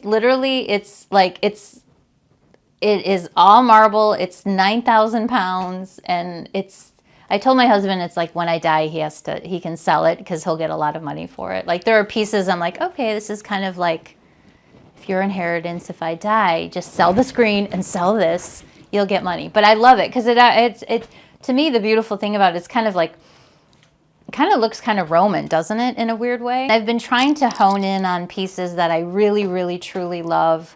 Like, it's hard to be like, oh, I love this, I love this, I love this. And so what I've been trying to do, and it sounds really silly, and it probably people who are the exact opposite of me, but I've been trying to do something that I'm calling edited maximalism, where just because I own it, it does not have to be out. So there's a lot more stuff hiding and squirreled away in, behind that closet or in the locker. But I'm trying to kind of tone it down and hone it in. Just because I own it, it doesn't all have to be out. And, that's kind of where I'm going. And there is a lot going on in this room. But to me, this room has a lot of energy, and it has a lot of like creativity, and like it's reading and it's music and it's eating, has a lot of life force in it. I actually had a wall of these, and there's more panels that need to go up over there, but these came from like your Staten Island Nana. She had a wall of them, and so we took them out of her house, and I have like 8 of them. So one day I'll have a place where I could just have a huge monster wall of them. And so we just broke them up in here. There's 3 more panels that we have to figure out where to hang. And then these are just Elo cabinets. So these are just mirrored cabinets from like the late 70s, early 80s. They're like the smoky bronze, which I love. I went to college for classical archaeology and Latin. So I went to be a classical archaeologist with focused on Rome, ancient Rome. So I think I always kind of had this treasure hunting, squirreling little vibe, And then I realized that, after years in college, I wasn't going to really be what I thought it was going to be. Like I thought I'd fly in and be like, this urn is from blah, blah, blah period. And, and I realized in college that I would probably spend the majority of my life just like sifting through dirt with a brush. Like, it's a lot of tedious work, and I don't have that kind of, I'm a little more impatient. So I kind of lost my way, but I was always kind of having this treasure hunting vibe. And then I don't know how it happened. I've always kind of done interiors. I've always kind of, had unique apartments, and people always asked me to help them. I had different jobs, and then something happened. I hated my job so much. I was like, I think I was doing like commercial or industrial project management and director of administration, marketing, all this stuff. Like I could wear a cape. And I was like, I don't like this at all. This stinks. And so then I'm like, I'm not gonna do this. And so I quit. I worked my way up to where I wanted to be. And then I was like, this kind of really stinks. I don't like this. And I decided that I need to do something. And at that time, I think I was about 38, that I need to change to be happy. And I had always just done this. I had always just, from a small age, moving, styling, doing things. And then I opened up the Savoy Flea, which was this small, well, it wasn't small, actually. It was a 1,500 square foot studio. And it was, it was great. It was kind of like, it was my lab.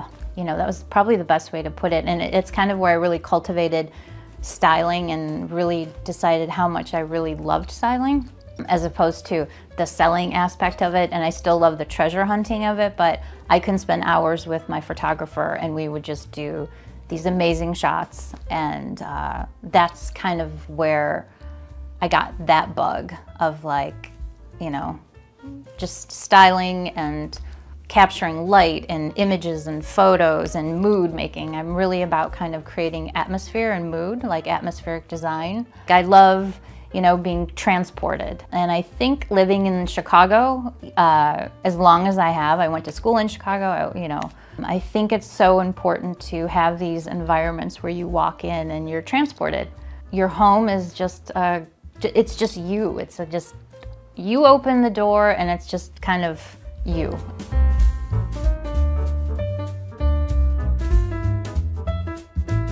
This is the flipper kitchen.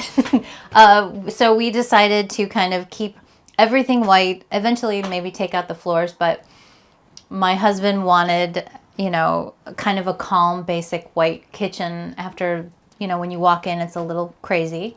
So I agreed to that, which is cool. And so we kind of just basically kept everything from the flipper, and that's fine. And so you'll just see tidbits of my personality, our personalities in here. And it's very functional. So I actually was thinking, I'm a stylist and I should style this kitchen. And I was telling him earlier, like, I should probably remove the ugly basket or all this stuff. But I was like, you know what? I kind of want to pay homage to people like us who have small kitchens and are functional. Like, we don't have big kitchens. And so this is kind of just this is how my kitchen looks like every day when there's not dishes. So there's just all these little pieces and that make it functional. And I learned a lot of my little tidbits, like all these weird little things from our tiny kitchen in Paris was actually this size, which is pretty crazy. This kitchen is 8x9, very limited on space. So there's all these little weird tips and tricks that we do to kind of maximize it. This is not for fashion.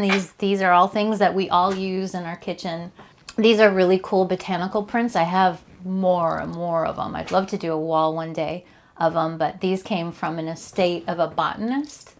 And so I wanted to do wallpaper, but because I'm trying to find the happy marriage medium and not wallpaper and keep it kind of semi-serene, I thought that these would kind of mimic kind of a wallpaper vibe.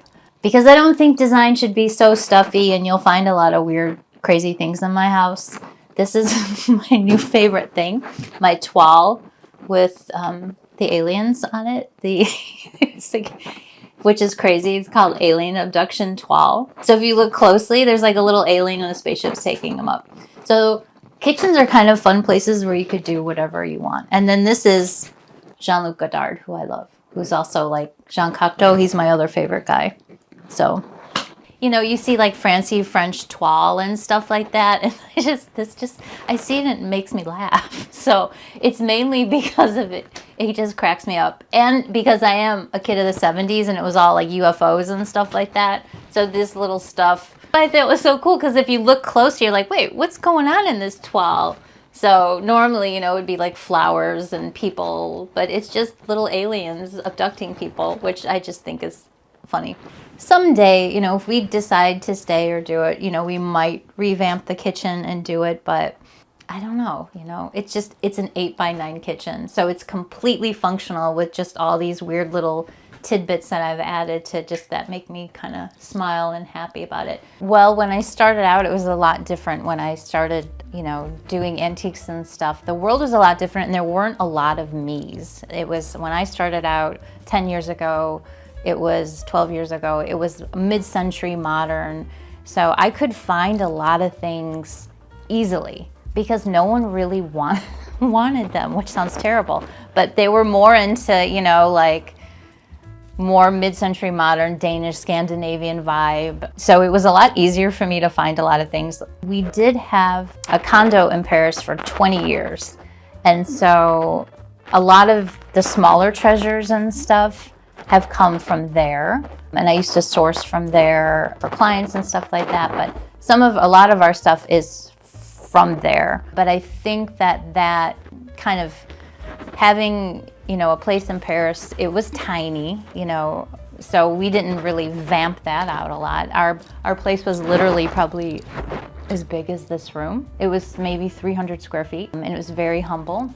I think this business, interior design and vintage dealers and the Instagram world of like instant, like thrifting and Facebook Marketplace, I think it's a slippery slope and I rode the slope of, you know, finding all these things and then how some of these things can actually take over your life because you're always buying things and thinking where to place this and, you know, you're kind of being dictated by these things. I have kind of what we were talking about, I've come to like, hey, I'm kind of good with these things. I don't need to keep constantly changing and buying more things for myself. I only buy things for clients now, which is nice, which is really nice.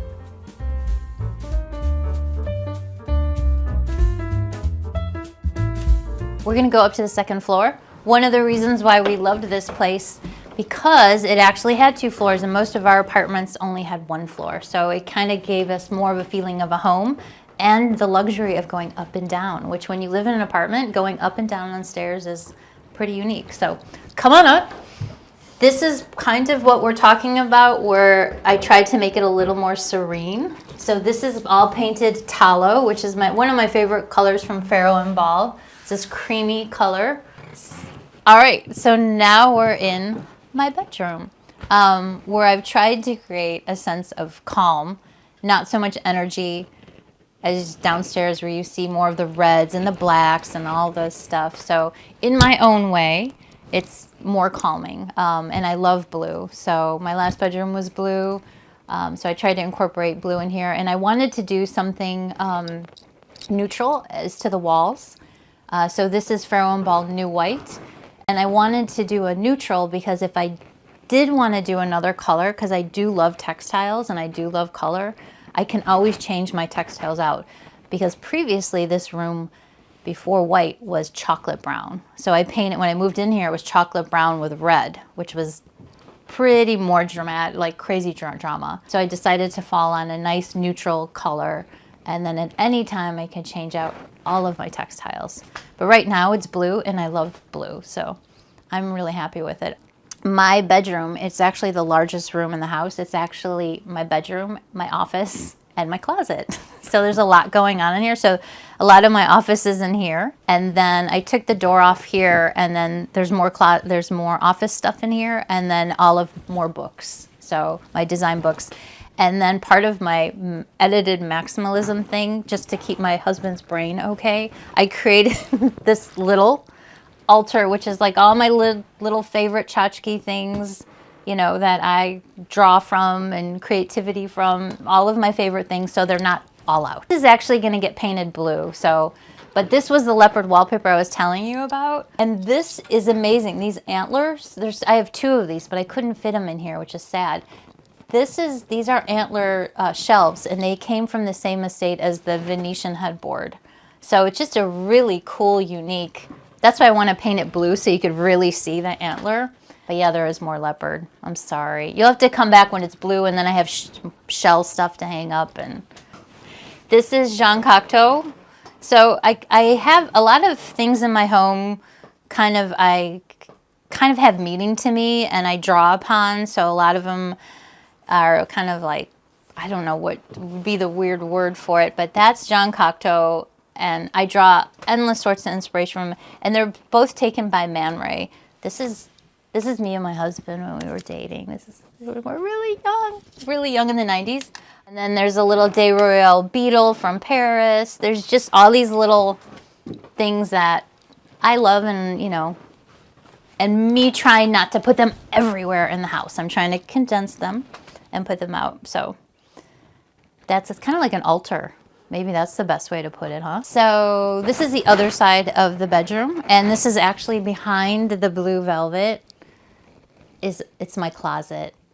So it's hiding shoes and everything. I had an amazing bolt of Italian blue velvet, and then I just decided to go wild with it. And it solved a problem. I needed a big closet because in these little homes, you have tiny little closets. Hence, there's like a little altar and a work thing because that's a really tiny closet. So I decided to make a closet behind here and hang some velvet. This is actually a very old Italian piece. It was a wedding gift.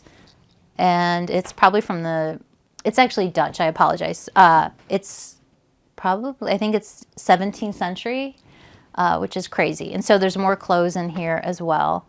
As you can tell, I like textiles a lot, and fabric, and curtains and drapes, and I use them a lot in, my design work with clients a lot. I think color and pattern and texture and layer are super important, and you can do it with, you don't have to do a lot of color. As long as you have color, texture, pattern, and layer, it could all be the same color. It could be white, it could be neutral, it could be brown, it could be, you don't have to be vibrant and red and saturated and all that. But if you have those elements, I think a room will come alive. And I think those are the things, like all these little textures are the things that are gonna make a room come alive and like speak instead of become flat, and look like anybody else's room. So this is an interesting piece. This came out of Amazing Estate. This is Moroccan, or I think she told me she got it on Iran, but it was another North Shore Chicago estate, and they had a ballroom upstairs, which was amazing. She took me through this huge mansion. It was right on the lake, and they had a big ballroom upstairs, and I bought a lot of pieces from her. Her mother had traveled the world, and this was one of the pieces that I got, and I love it. It's probably from the 20s, I think she was telling me that it is. I don't know. It's a vibe, right? That's a total vibe. And this chaise lounge I got covered in blue velvet. This was before all the other blue. As you could tell, I like blue. So this I got at an auction, and then I just recovered it in velvet. Same with these dudes I love a lot. I don't know what it was. I got it at an auction as well. And I just threw a plant in it. I don't know if it was a table or whatever, but I love the shape and the color of these guys. Odalisque. So she's a famous French painting. She's not original. She's a print. But I've always loved her because I just love her color palette actually a lot. I always draw from it. She's got these beautiful, saffron and blue and yellow and ivory and brown. I just always loved it. But yeah, it's a famous French painting.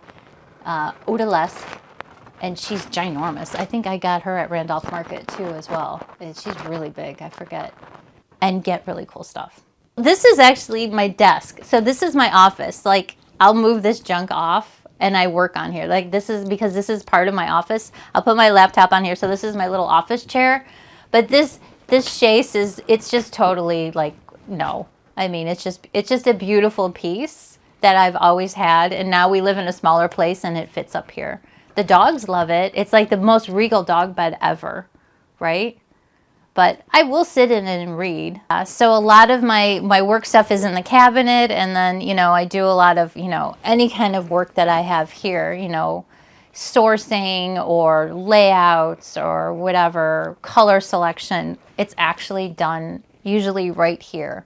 And all of like my little office is in through here. So this room is, it is like a lot. It's a lot. It's a closet. It's an office. It's a little bit of, you know, storage. It's a little bit of tchotchke altar. It's my bedroom. It's a lot actually. And it's actually the largest room in the house, which is pretty crazy. My father-in-law got this. So I was saying that he had all this amazing art. So he lived there in the 50s and the 60s, and he also bought all this art when you could buy it, right? So, and now it's worth so much money and it's hard to buy, but he would just buy these, you know, at flea markets when he lived there.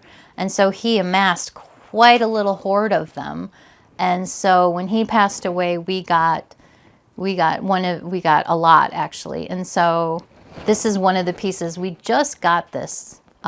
This was hiding, and so we finally just got this in. And I love the blue, and I love the color palette. So it's La Boheme, which is pretty amazing. This is actually the first thing I ever bought in Paris on my honeymoon. I bought these with my husband. This is when I went to the big flea market like we were talking about, because you have to go when you go to Paris to the big flea market. These crazy nudie cuties. But they're these nudes. Now don't laugh, because this one's cracked, and there's a reason why it's cracked, and I kind of don't want to change it, and I'll tell you the story. But these ladies they're artist models, and they're really crazy looking, aren't they? Do you see them? But this is the first thing I ever bought in Paris in 1999 in my honeymoon at the flea market. The stupid story of why this is cracked and I can't change it, because it kind of reminds me of, this is like the plague. So this is COVID. So these were in my last apartment, and we lived in the middle floor. And during COVID 2020, my neighbor decided they're working from home, and he got a treadmill and he put it above us.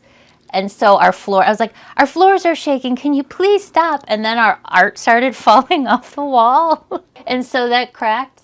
And for some reason, I was like, that just kind of reminds me. Like, I have to kind of keep it, because it's like this weird moment in time. Like, I need to fix the frame. But then I was like, it's just such a stupid story of how we lived back then. Like, my art fell off the wall because no one could leave their house because my, neighbor got a treadmill. Anyways, but yeah, this is the first little thing that I bought in Paris, and I love it.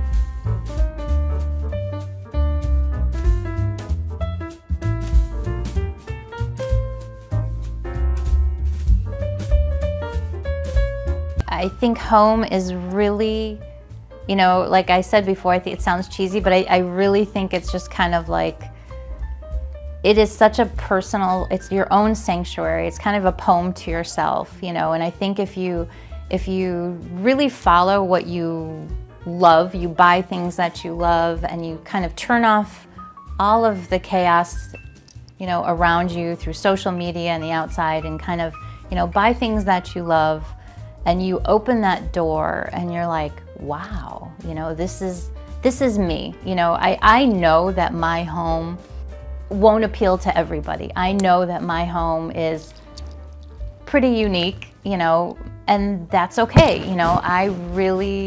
These are things that bring me joy and they make me happy. I think that is honestly the most important thing, of kind of creating a sanctuary in your own space, and then finding that nice balance, of just creating a home that makes you feel, that it's you. I think that's the most important thing. Hey, Homeworthy, thanks for touring my home. See you next time. Bye.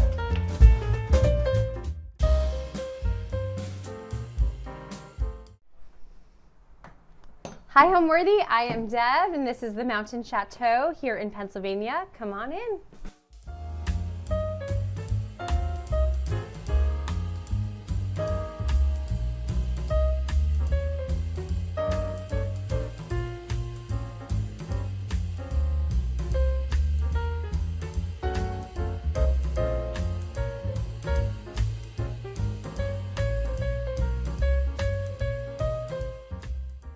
You're watching Homeworthy, where we believe every home has a story. Before today's episode, click the join button below to support all of the storytelling we do on this channel.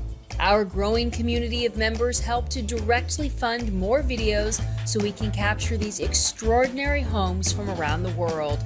So join today to receive early and exclusive access to new Homeworthy videos. I'm Deb Foglia. I am a home decor blogger and entrepreneur. My blog is Seeking Lavender Lane, and I also own a vintage marketplace called Vintage Keepers. We are in our new old home called the Mountain Château, and it is in Allentown, Pennsylvania. So we have been here in the Mountain Château for about 8 months now, a little less than a year. And we believe the house was built in 1917. We're still trying to discover a little bit of the history about it. So we bought this house from a couple who lived here for 40 years. And the house needed a lot of work, but it had such beautiful original character that we just fell in love with it. We think the home, we're kind of calling it like a stone Tudor. I'm not exactly sure. And it just has a lot of like Victorian influence, but also kind of Tudor influence as well. So that's why we kind of call it the Mountain Château. I think when it comes to my personal style, I know most of the people in my life know I decorate with vintage and antiques. It's just something that I'm drawn to. I think a lot of that happened from just trying to decorate on a tight budget all these years. And so I just started shopping flea markets and antique shops and Facebook Marketplace. And so a lot of that has created my style. And I think for the most part, people know that I am so drawn to anything French. I also love an Italian influence. I come from an Italian family. And so it's a lot of that has influenced my style and my design. All right, so we are in my entryway. This is the first room that we saw when we looked at the house over a year ago, and it just took my breath away. I loved the beautiful stairs here. Just the detail of the ironwork is just so beautiful, and the original wood. I just fell absolutely in love with it. So I didn't have like a very big entryway in the last 2 houses that we lived in, and so not that this is really big, but it just was so exciting that I'd be able to actually decorate an entryway. So we put this table here, which I bought from a local barn sale. And you know, it just has certain things that I just love. A book that I had read a couple years ago talked about how the French love to style their entryways with things that kind of introduce you to the family. And so I wouldn't say necessarily this is introducing you to my family, but you could see things like the statue of David, which kind of shows you the Italian influence in my life. And then I love stacking things on books. I just love that aesthetic so much, and creating vignettes probably more than most people do.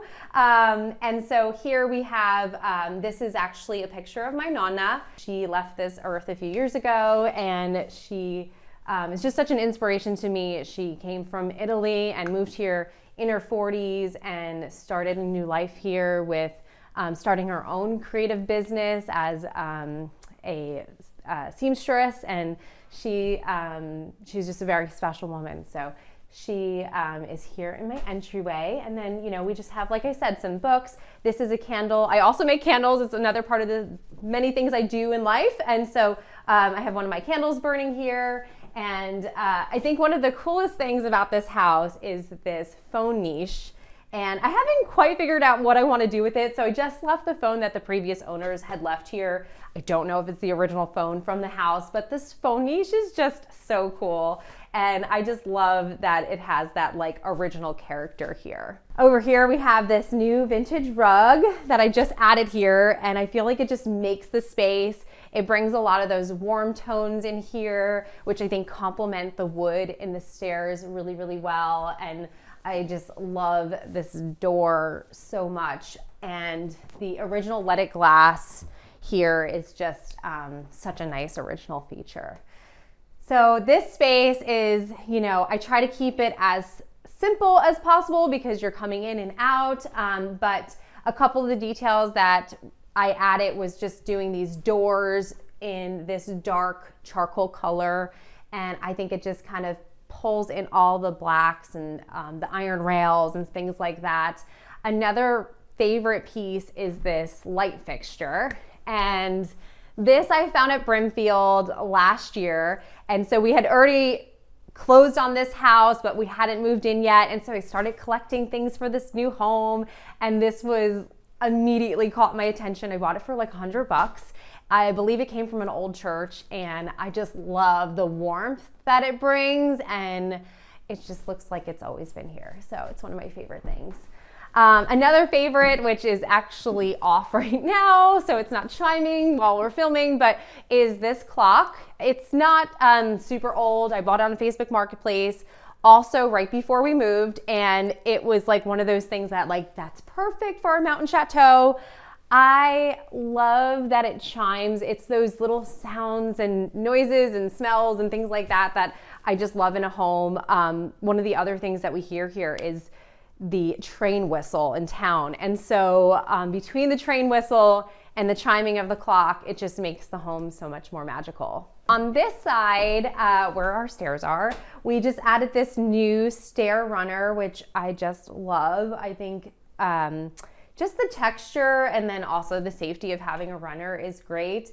But one of my favorite color themes is brown and black, and I talk about it all the time on Seeking Lavender Lane. And so having this kind of this neutral brown wool runner and then the black border, just absolutely love. And it ties in so nicely with our gallery wall, which I have been collecting. Again, lots of vintage art, and I just love the tones of all the art pieces. I think when it comes to a gallery wall, it's, you know, picking up on the same tones is a great way to make a successful gallery wall. They don't all have to be the same. You know, some are prints, some are oil paintings. I love the touch of having something unexpected like a mirror or something that's like three-dimensional is great. And I think it just ties really well with this little dark door. This leads to our pantry and our mudroom area. So I usually keep the door closed. I just like the way it looks better than seeing into it. But one of my favorite new pieces is this mirror right here. And I also got this on Facebook Marketplace, $100, and it's just the perfect finishing touch. I love it.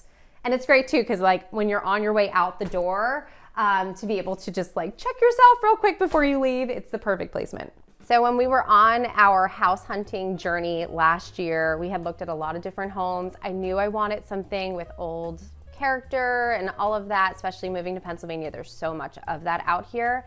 And this house specifically was just a showstopper in its character, its higher ceilings, this stone exterior, so many of the details that we just really fell in love with. Of course, we looked at it from the aesthetic side and then also just the money side of it. And I will say it has been quite the money pit. So since being here, we closed on the house last April and we started the work around May, moved in July in the middle of the renovation. And a lot of the work that's been done you'll see today, and we have transformed our primary bath. It used to be the sitting room in the primary room, and it's now our bathroom. We changed our dining room to the kitchen, and the kitchen to the laundry room and pantry, and so a lot has been changed in here, including, of course, paint and furniture and all of that. So here's the living room, dining room combo.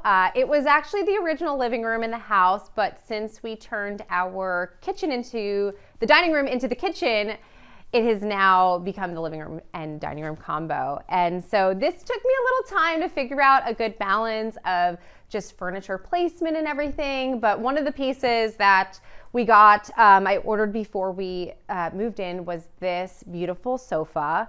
I love the warmth of it. This color is just so beautiful. I think it's called cognac. It's just gorgeous. And I actually originally had it against the wall and it drove me crazy for months. And about a month ago, I said, I'm taking it off the wall. We're going to rearrange. And so that's what we did.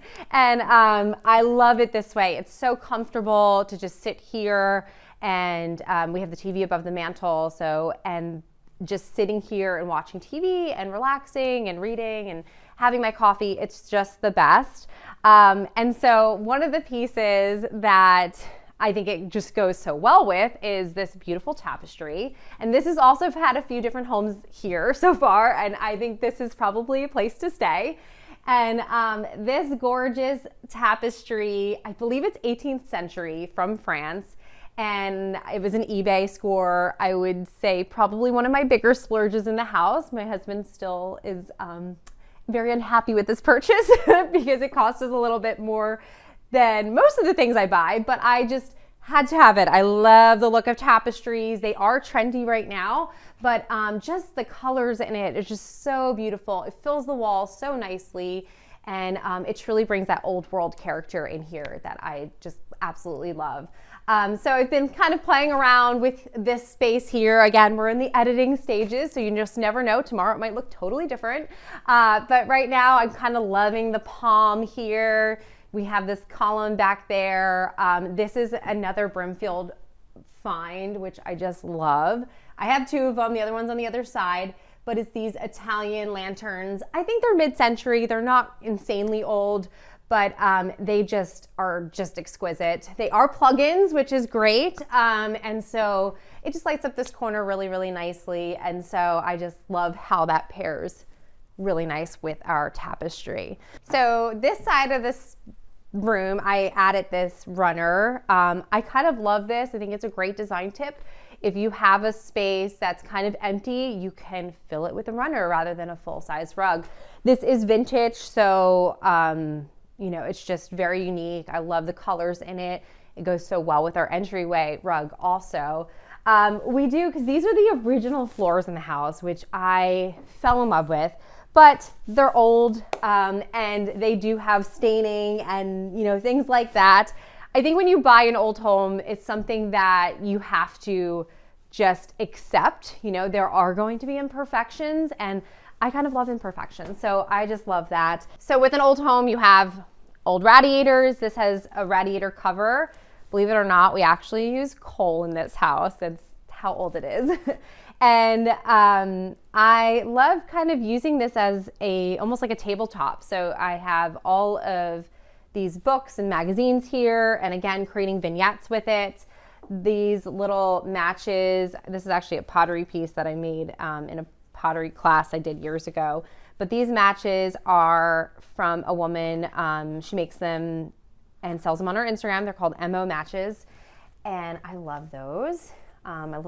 A little statue, my little head here. I love that. Disco balls are very in right now, and I was a little like not sure about that trend. And then I said, you know what? Let me buy one. I found it at the flea market, and the light that it just puts on your walls and your ceiling, it's just so beautiful. And so I'm always kind of switching this decor up. Here in the summer, we have beautiful hydrangeas that kind of peek through the windows.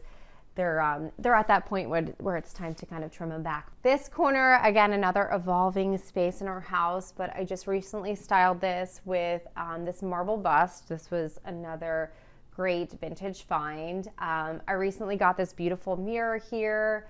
These plates, so I have a lot of things, and I'll probably talk about them more today, that were my great Uncle Dante's, and these are some of his. They were hand-me-down, and I love that I can see them every day, so I hung them on the wall here.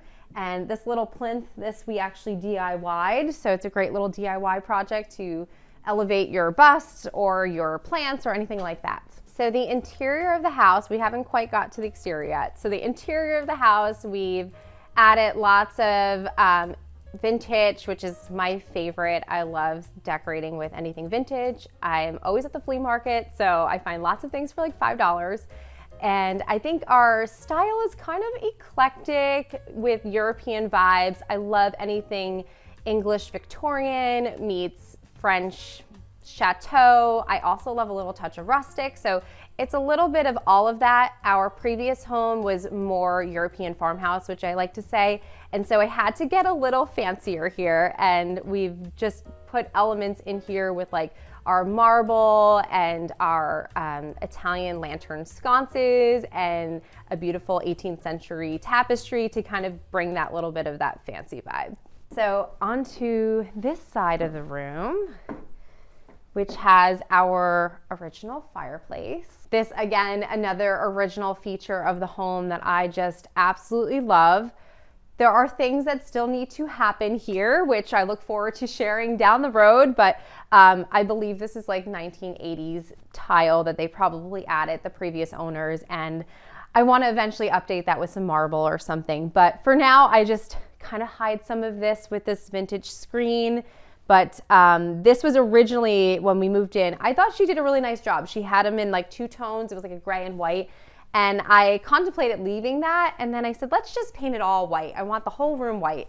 And so we did. And it's actually one of my favorite colors. It's the same color as our kitchen cabinets. It's called French Canvas by Benjamin Moore. And it's like my new favorite white. It's just warm and just beautiful. And it just highlights the little details so well.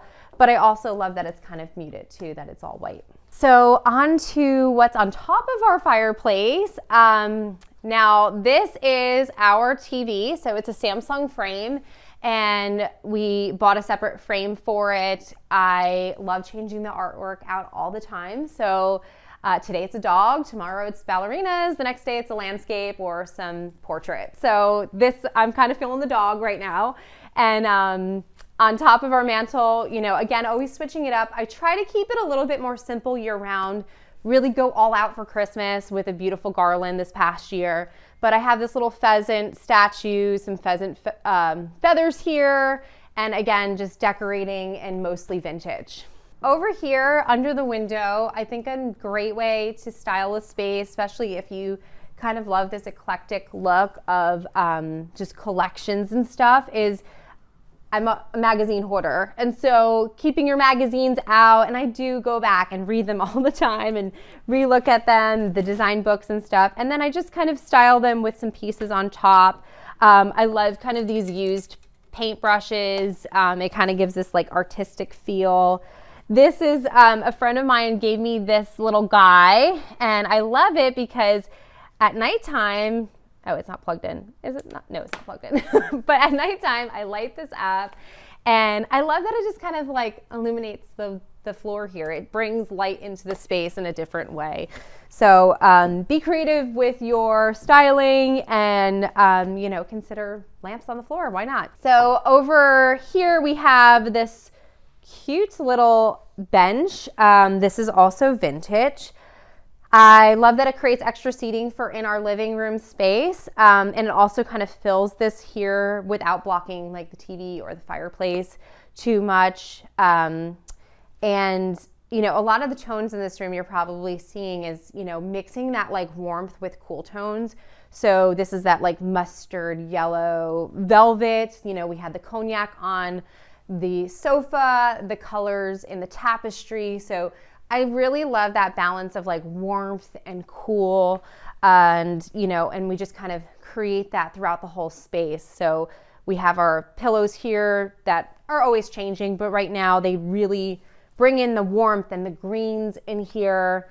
And, you know, this coffee table now kind of goes to the cool tones. And I love how this just goes so well with the tapestry.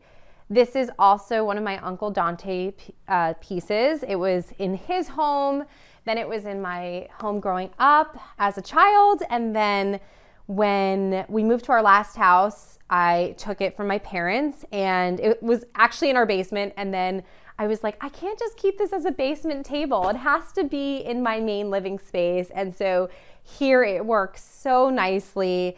It's a little wonky, it's been loved, but he actually painted this, and so I never thought I'd love a green coffee table, but it's amazing how well it works here. And I wasn't sure if it would be a temporary piece, but it's not. I love it. It's, you know, it's got the greens and blues, which pull into the tapestry really nicely. And I love that it's kind of chunky too, so it allows me to really like style it with all my books and accessories. So let me show you a little bit what's on top of our coffee table. I, again, love styling with books and creating vignettes, and I love that this kind of feels like artwork on the table, especially if you're looking from over top. And, you know, I love keeping a art book open. You can see the artwork just on display. And of course, tons of vintage here. You know, I love this little paperweight. This was a fun estate sale find. Again, more matches. And I love anything with pottery. This little lighter, which I thought was so cute. It doesn't work, but it's so cute. And, you know, some tulips. I love having flowers always. I kind of love that they're in this like wilting stage right now.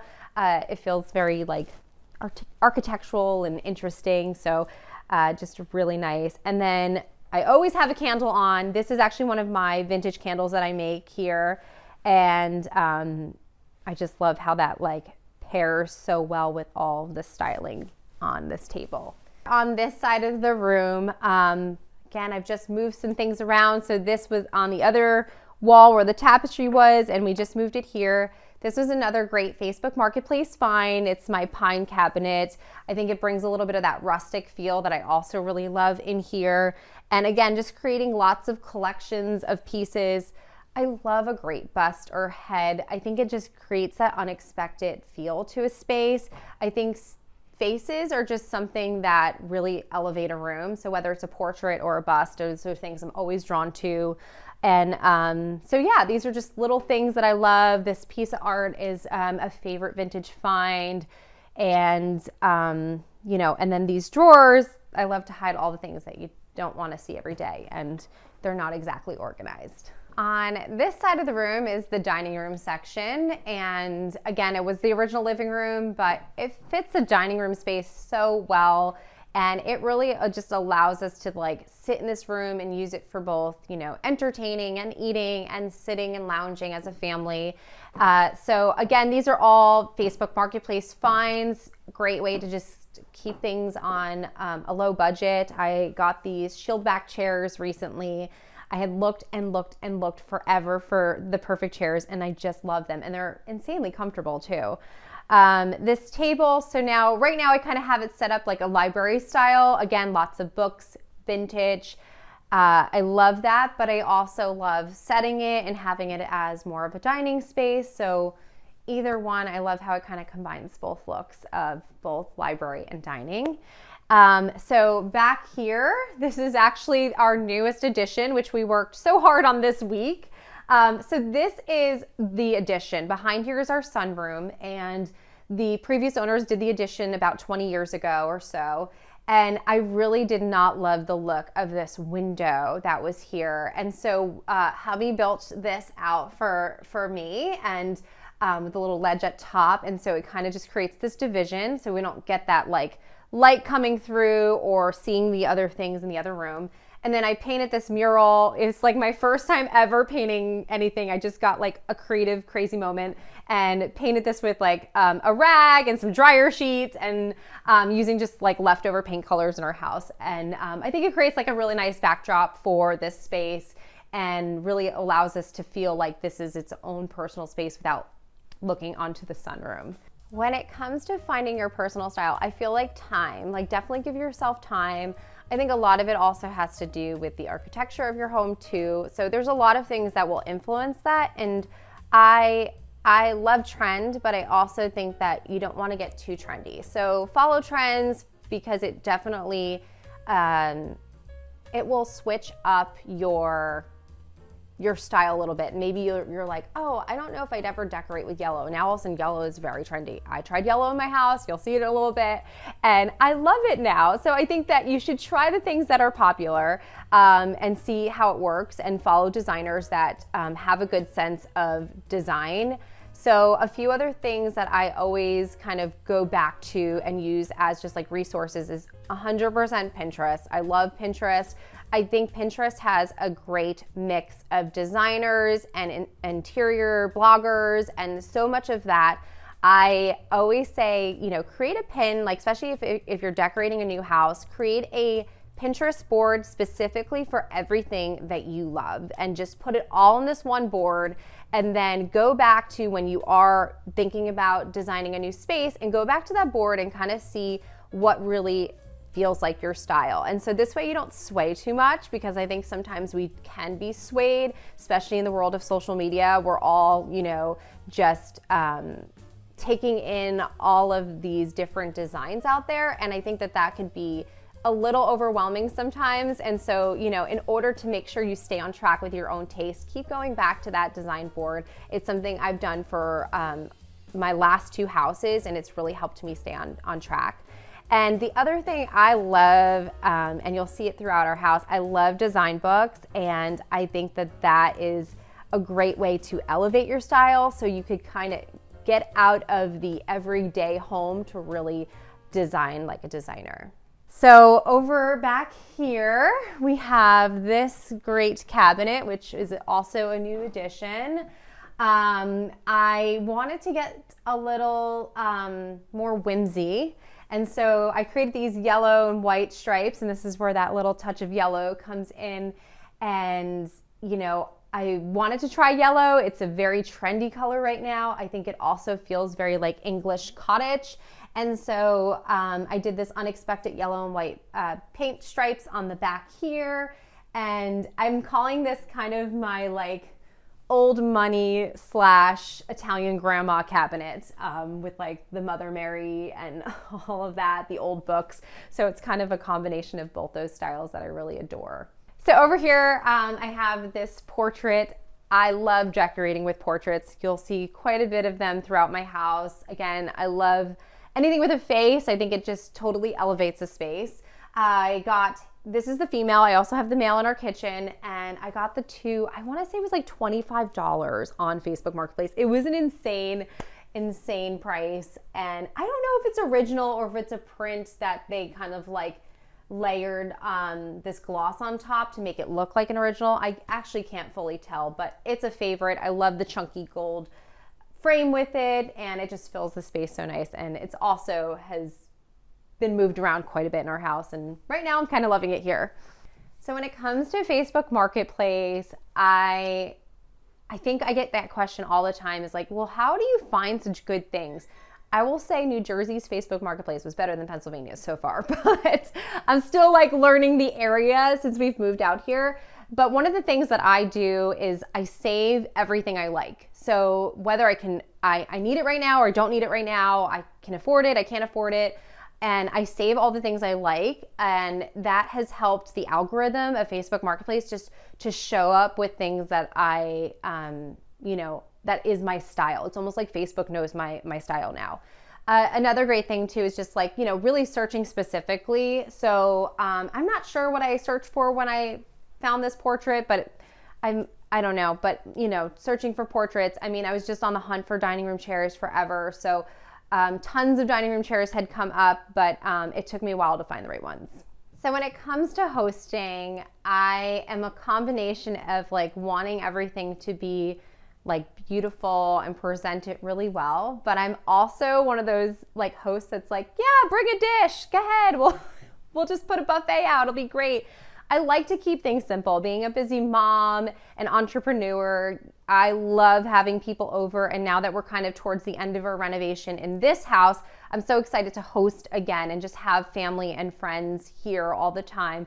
But I do love a little bit of a combination of like putting a beautiful cheese board out, but then also having, you know, go get some KFC and put that out. So I'm like a little bit of both, and I appreciate that I have a family that is really amazing cooks. So one of the favorite details to this home is this leaded glass window. I fell in love with this. I think this is kind of what brings that Tudor feel to it, and I just absolutely love it. From the outside, it's beautiful as well, and it took me a little while to figure out, well, what do I want to put here?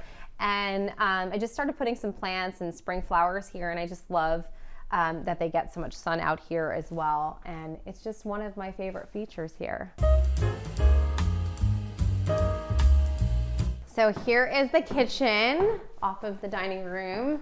That was our original dining room space, and I just thought when we saw this house, if I was gonna buy this house, this had to be the kitchen. It's just in the center of the home.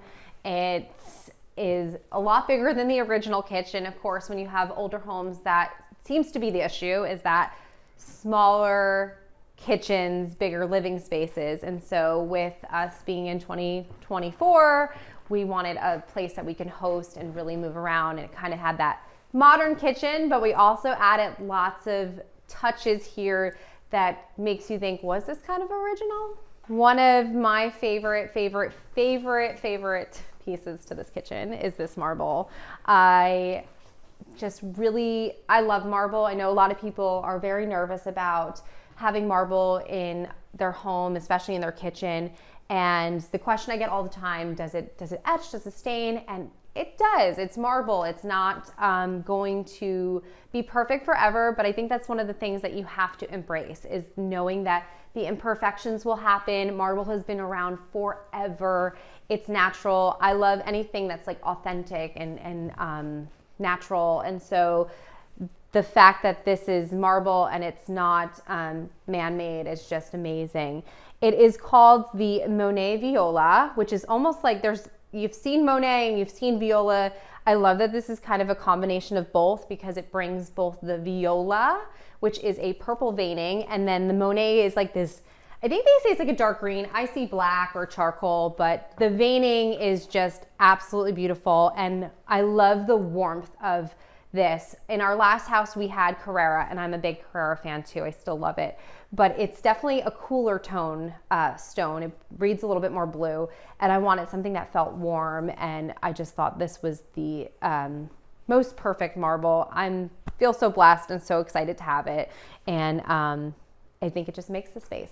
The way we designed this kitchen is I wanted it to be open, and I also wanted to feel like an unfit kitchen. Something that didn't feel completely traditional. I wanted almost to feel like pieces of furniture. And so we did this back section here, and then we did the island. We have no uppers in here. And we also did the trim at the bottom to make it feel like furniture. So you don't have that toe kick, which is usual for a kitchen. I kept it very simple in style. I wanted the rest of the space to kind of shine, but and the marble, of course. And so everything is just very, very sleek, simple. It's got great organization. I know that's usually one of the things I get on social media, is people asking me, well, you know, how do you make it work without uppers? And we really do. We have tons of storage here, and it works really, really well. So one of my favorite parts is this beautiful purple veining right here. It's like the most perfect. When I saw the slab, I was like, I just love that. So I love that touch of purple, and you get a little of the warmth in here too. It is honed, so we had it honed, which I also really love, because I love that matte finish to the stone.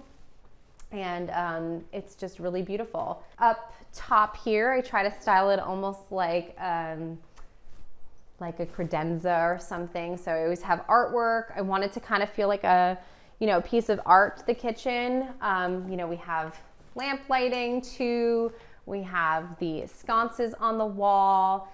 And, I just love kind of decorating again with tons of vintage pieces and finds that just kind of bring that old world feel to our kitchen space. Some of the details when it comes to just kitchen cabinets, to make it feel extra special, we did exposed hinges, which I love, the unlacquered brass knobs, so those will kind of patina over time, which I really love. We also did all inset cabinetry, which again makes it feel more like furniture than a typical kitchen. And we just did this little beaded trim, and just those little touches go a long way. You can see overall the style is very simple, but it's those little details that really elevate it and make it interesting. And you might not capture that until I actually sit here and point it out, and then you'll understand why this space kind of feels very special and without details that hit you hard. So those are all the things that we designed here that I really love. So I think when it comes to this house, there's so many things I love about it. I think of course, it just being an older home, and knowing that there's this hidden history that I'm just dying to know. I love the fact that there was so many families that had lived here prior to us, and I think that that's just so exciting. It's our very first old home we've ever lived in. So I think that just being still in our first year here, it just continues to excite me. But I love just like the details, like the moldings. You can't find that in new homes. You can't afford it if you're building a new home. So things like that. I love the windows in this house, the placement of the windows. I think for an older house too, it really, it is very bright. It has a really good flow to it. And those are the things that kind of just had us fall in love. And then I think if I had to choose like a favorite room in the house, it would probably be my living room or the kitchen. And the kitchen was the original dining room, and we turned it into the kitchen. And I think it's just got such a nice flow to both the patio and to the rest of the living space. So over here on this side of the island, I wanted it to look like, again, like a piece of furniture.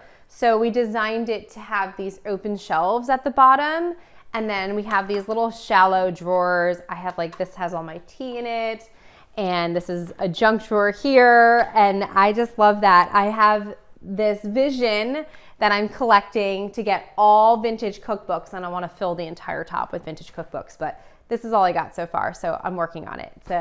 It's a new favorite collection of mine, is to collect vintage cookbooks wherever I am, whether it's an estate sale or at a flea market. I love the look of vintage cookbooks. So on this side of the kitchen, it's a little different. We took this original niche, which was here from the house. They had just like a little console table here when it was the dining room.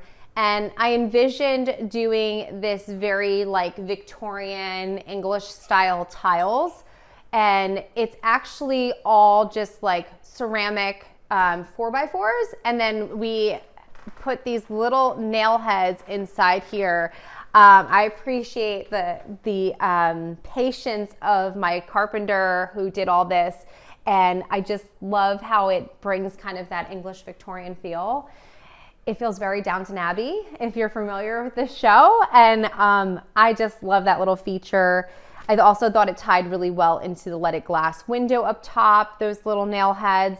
And this was one of our splurges for this house, but I felt like if we were gonna do a niche like this with the unfit style kitchen, we needed a beautiful large range. And this is the 60-inch LV, which is an Italian range, and it feels so perfect for this niche. It fits so beautifully inside. I love how it's still open on each side of it. It really gives that unfit feel.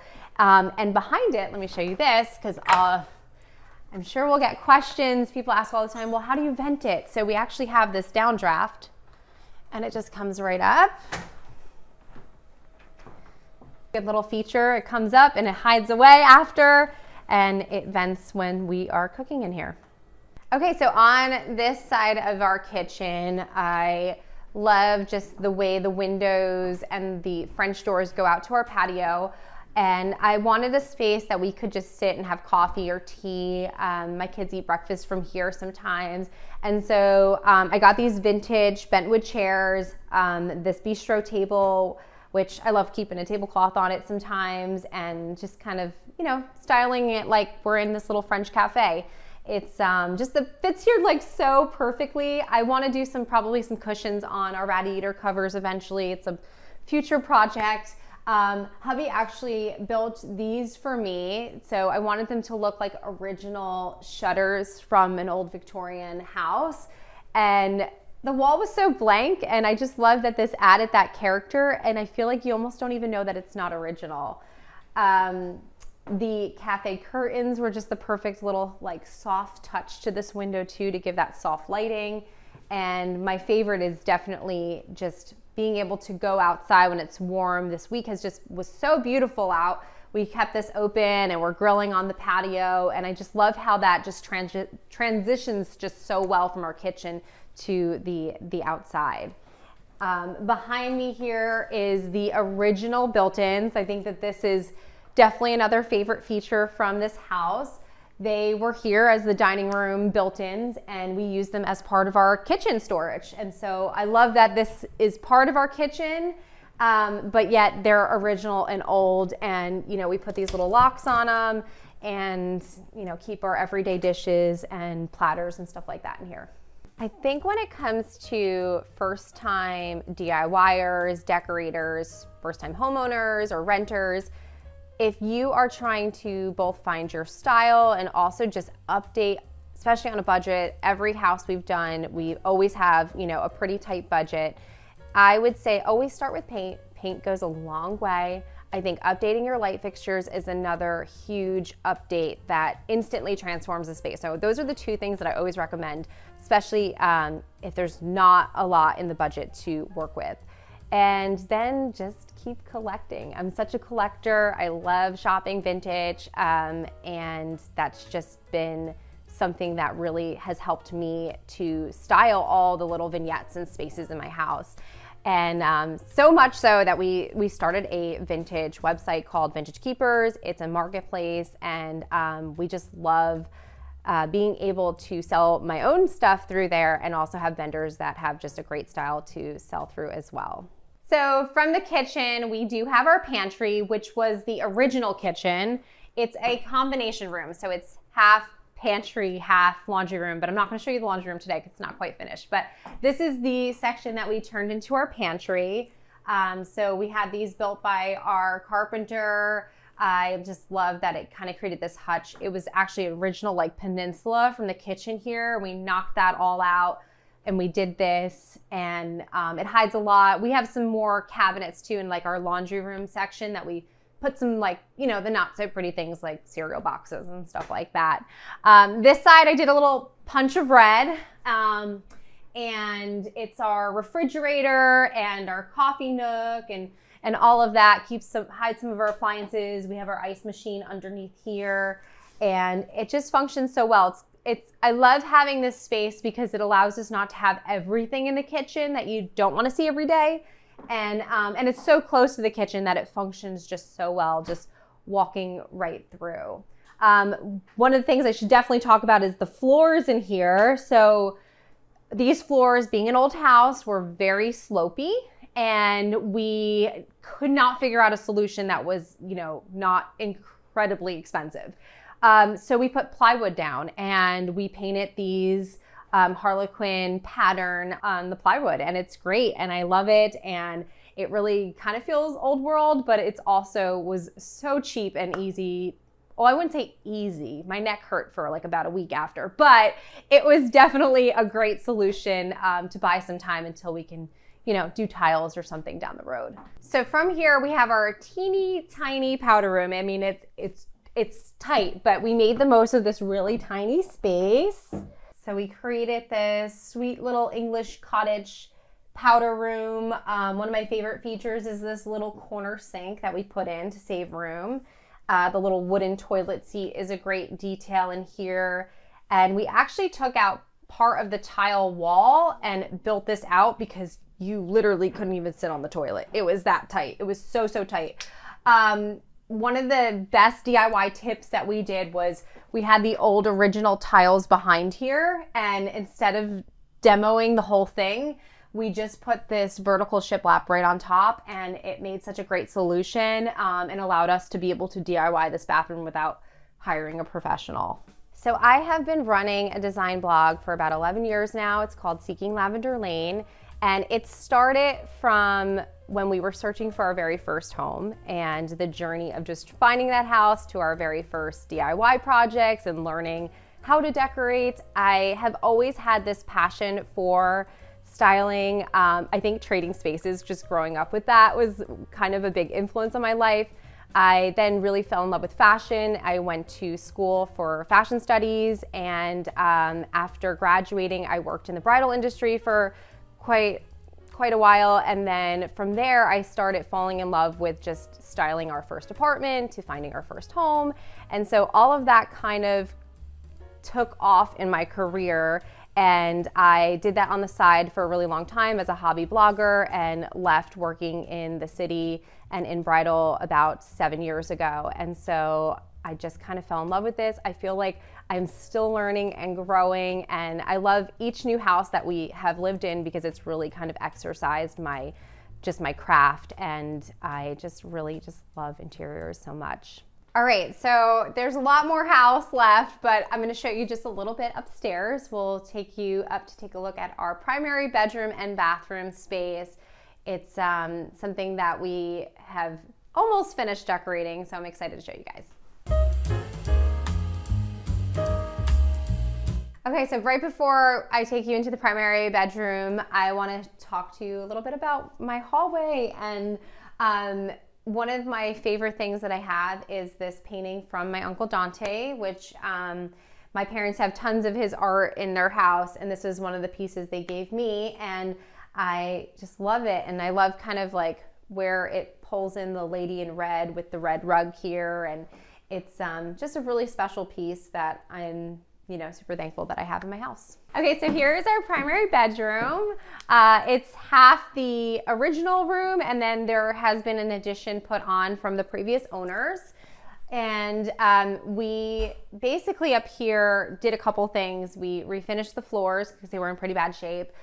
We had somebody come in and do that professionally. We replaced the original plaster ceilings because they were completely cracked and just had drywall put up. But we went for this really neutral. It was actually this blue color when we bought the house, and I just went for this neutral. Actually, this is also French canvas, my favorite new white color. And this is just a really soft feel. I kind of combined two styles in here. I feel like it's half like English cottage, but then it's also kind of, I call it Italian grandma style. And I love like just all of the like serene feels, but also some of like those vintage elements that really make it, feel very special. It's not too crowded. It's kind of a smaller space, just the bedroom. So we have a really simple bed. I did very simple bedding. And then I got this headboard off of Facebook Marketplace. Those two end tables are actually from my mom's cousin. She gave those to me. So those are a hand-me-down piece, and I love having pieces like that in my house. I think it just makes it feel extra special. And I believe they were her husband's grandmother. So really cool. I love the marble. I love how it just goes with our headboard. It almost feels like it was probably a set, and it wasn't. So this is the sitting room, which is off of our bedroom. And this was an addition that was done along with the sunroom that the previous owners did a couple decades ago.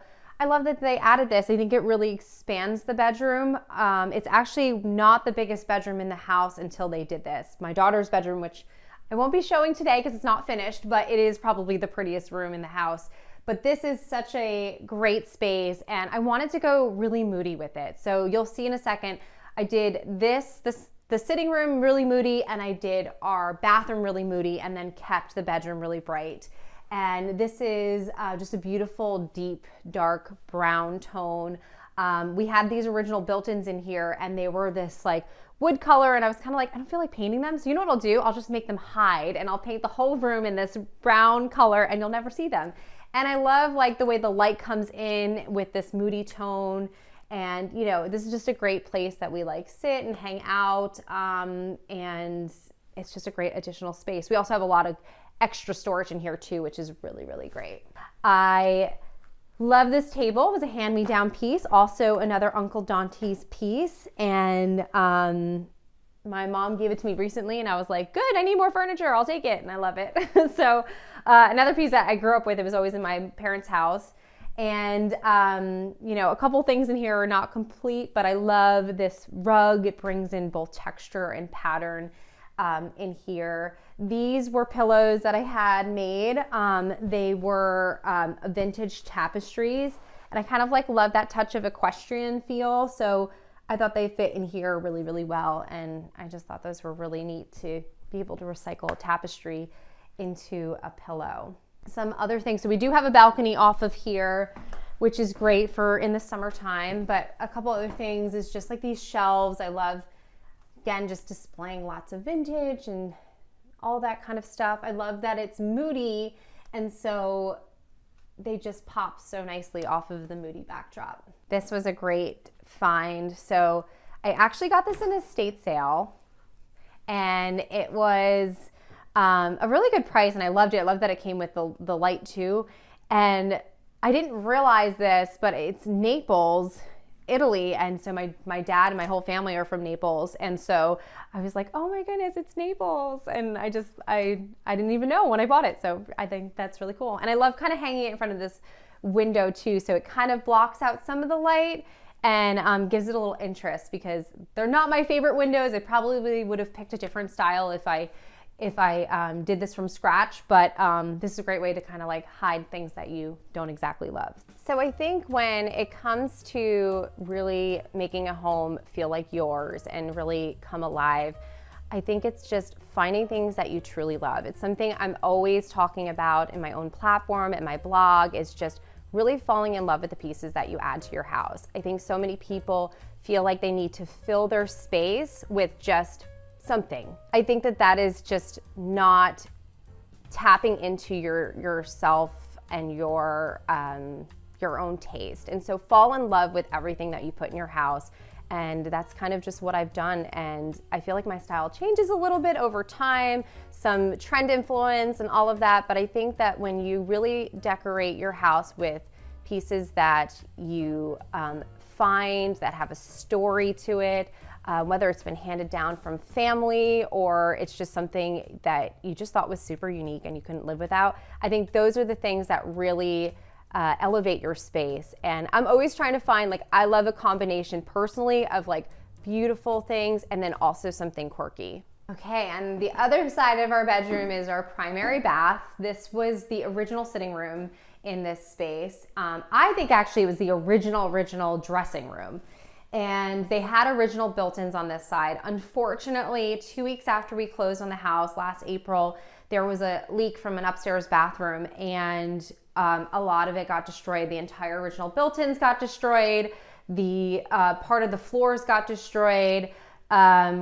Thankful that we had insurance and we were able to fix things. But I was sad that we lost some of the original built-ins. And so when I designed this space, the bathroom's above us, and I thought, wow, like we can now make this the bathroom, because we had to take all the ceilings out and all this stuff. And the plumbing was pretty easy to be able to address in here. And so I wanted this kind of to feel like an original built-in to just to replace what was here. And so we had a carpenter do all of this, and it's just so beautiful. I love the combination of both the wood with the porcelain backdrop of the shower. I wanted it to feel like a dressing room still. So like this was kind of hidden, and that all you would really see in the space is this floating tub when you're looking into the room. And then once you come in, then you have your sinks here, which we did. And it's just it's kind of hidden, but I also love that it almost kind of feels vintage in a sense. I keep calling the style in here updated Victorian. I feel like if we did Victorian today, this is kind of how it would feel. The moody wallpaper, I love these black tiles. They're just really stunning. And just having these floating pedestal sinks is a great feature. So you're probably thinking, well, where do you hide all the things? Well, we have these drawers that we had our carpenter make. So they do push in on this wall. And then we have shelving inside. This is our toilet room. I won't necessarily show you the shelving because it's probably not super neat. But this is our toilet room, which is hidden, which is kind of great.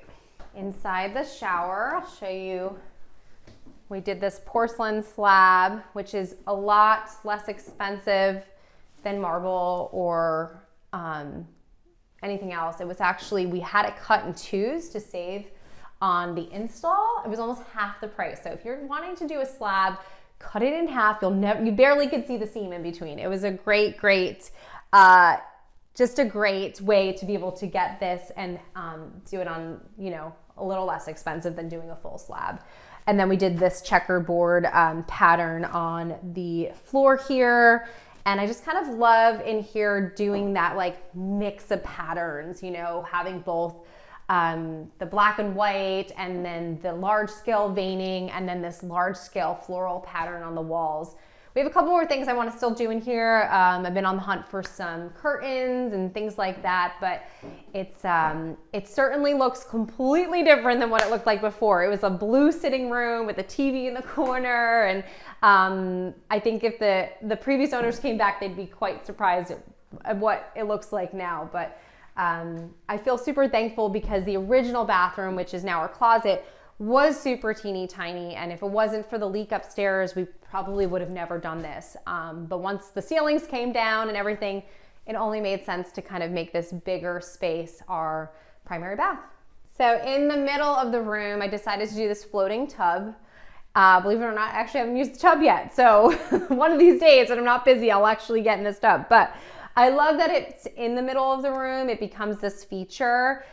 We also did this mirror. It's a vintage mirror. It didn't have any backing to hang it. And so I took this and kind of made it feel like a bathtub tray. And it's another great way to kind of like keep my everyday items like perfumes and Q-tips and stuff like that out and about, but kind of also styled.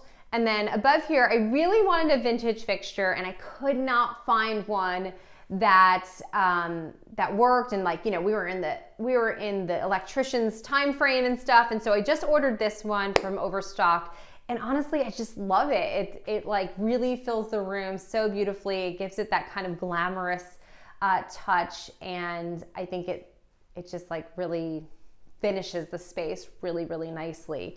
We did this little room divider here too, which I really like. I bought this for my friend, and it is just like the perfect little touch to, especially because you have a floating tub, so I kind of feel like it looks like, oh, you know, you can have some privacy with this, but it's also really pretty. And then over here, I guess I could show you this side too. This is, again, just adding more portraits and vintage, my favorites. And this cute little bamboo cabinet I just love. I bought it from one of my vendors on Vintage Keepers, and she buys a lot of her stuff in France, and it's just the sweetest little piece. Like my husband stores some of his like everyday stuff in here, and I just love the way it looked with the wallpaper, and of course that it's French, so I love that. Home is for me a place that is just restful. I probably became a homebody more than I ever thought I would be. And so I love styling my house to a way that I'd never want to leave. And I love being here with my family, and you know, we try to make every day special. We romanticize the everyday. So whether that's, you know, decorating with candles, so it just has such a mood. We love doing, you know, pick food and cheese boards, and putting music on, and just loving our home as a family. And so I think that home is just a place of rest and your sanctuary. Thanks for watching. Be sure to go to homeworthy.com for exclusive content, shopping guides, and so much more.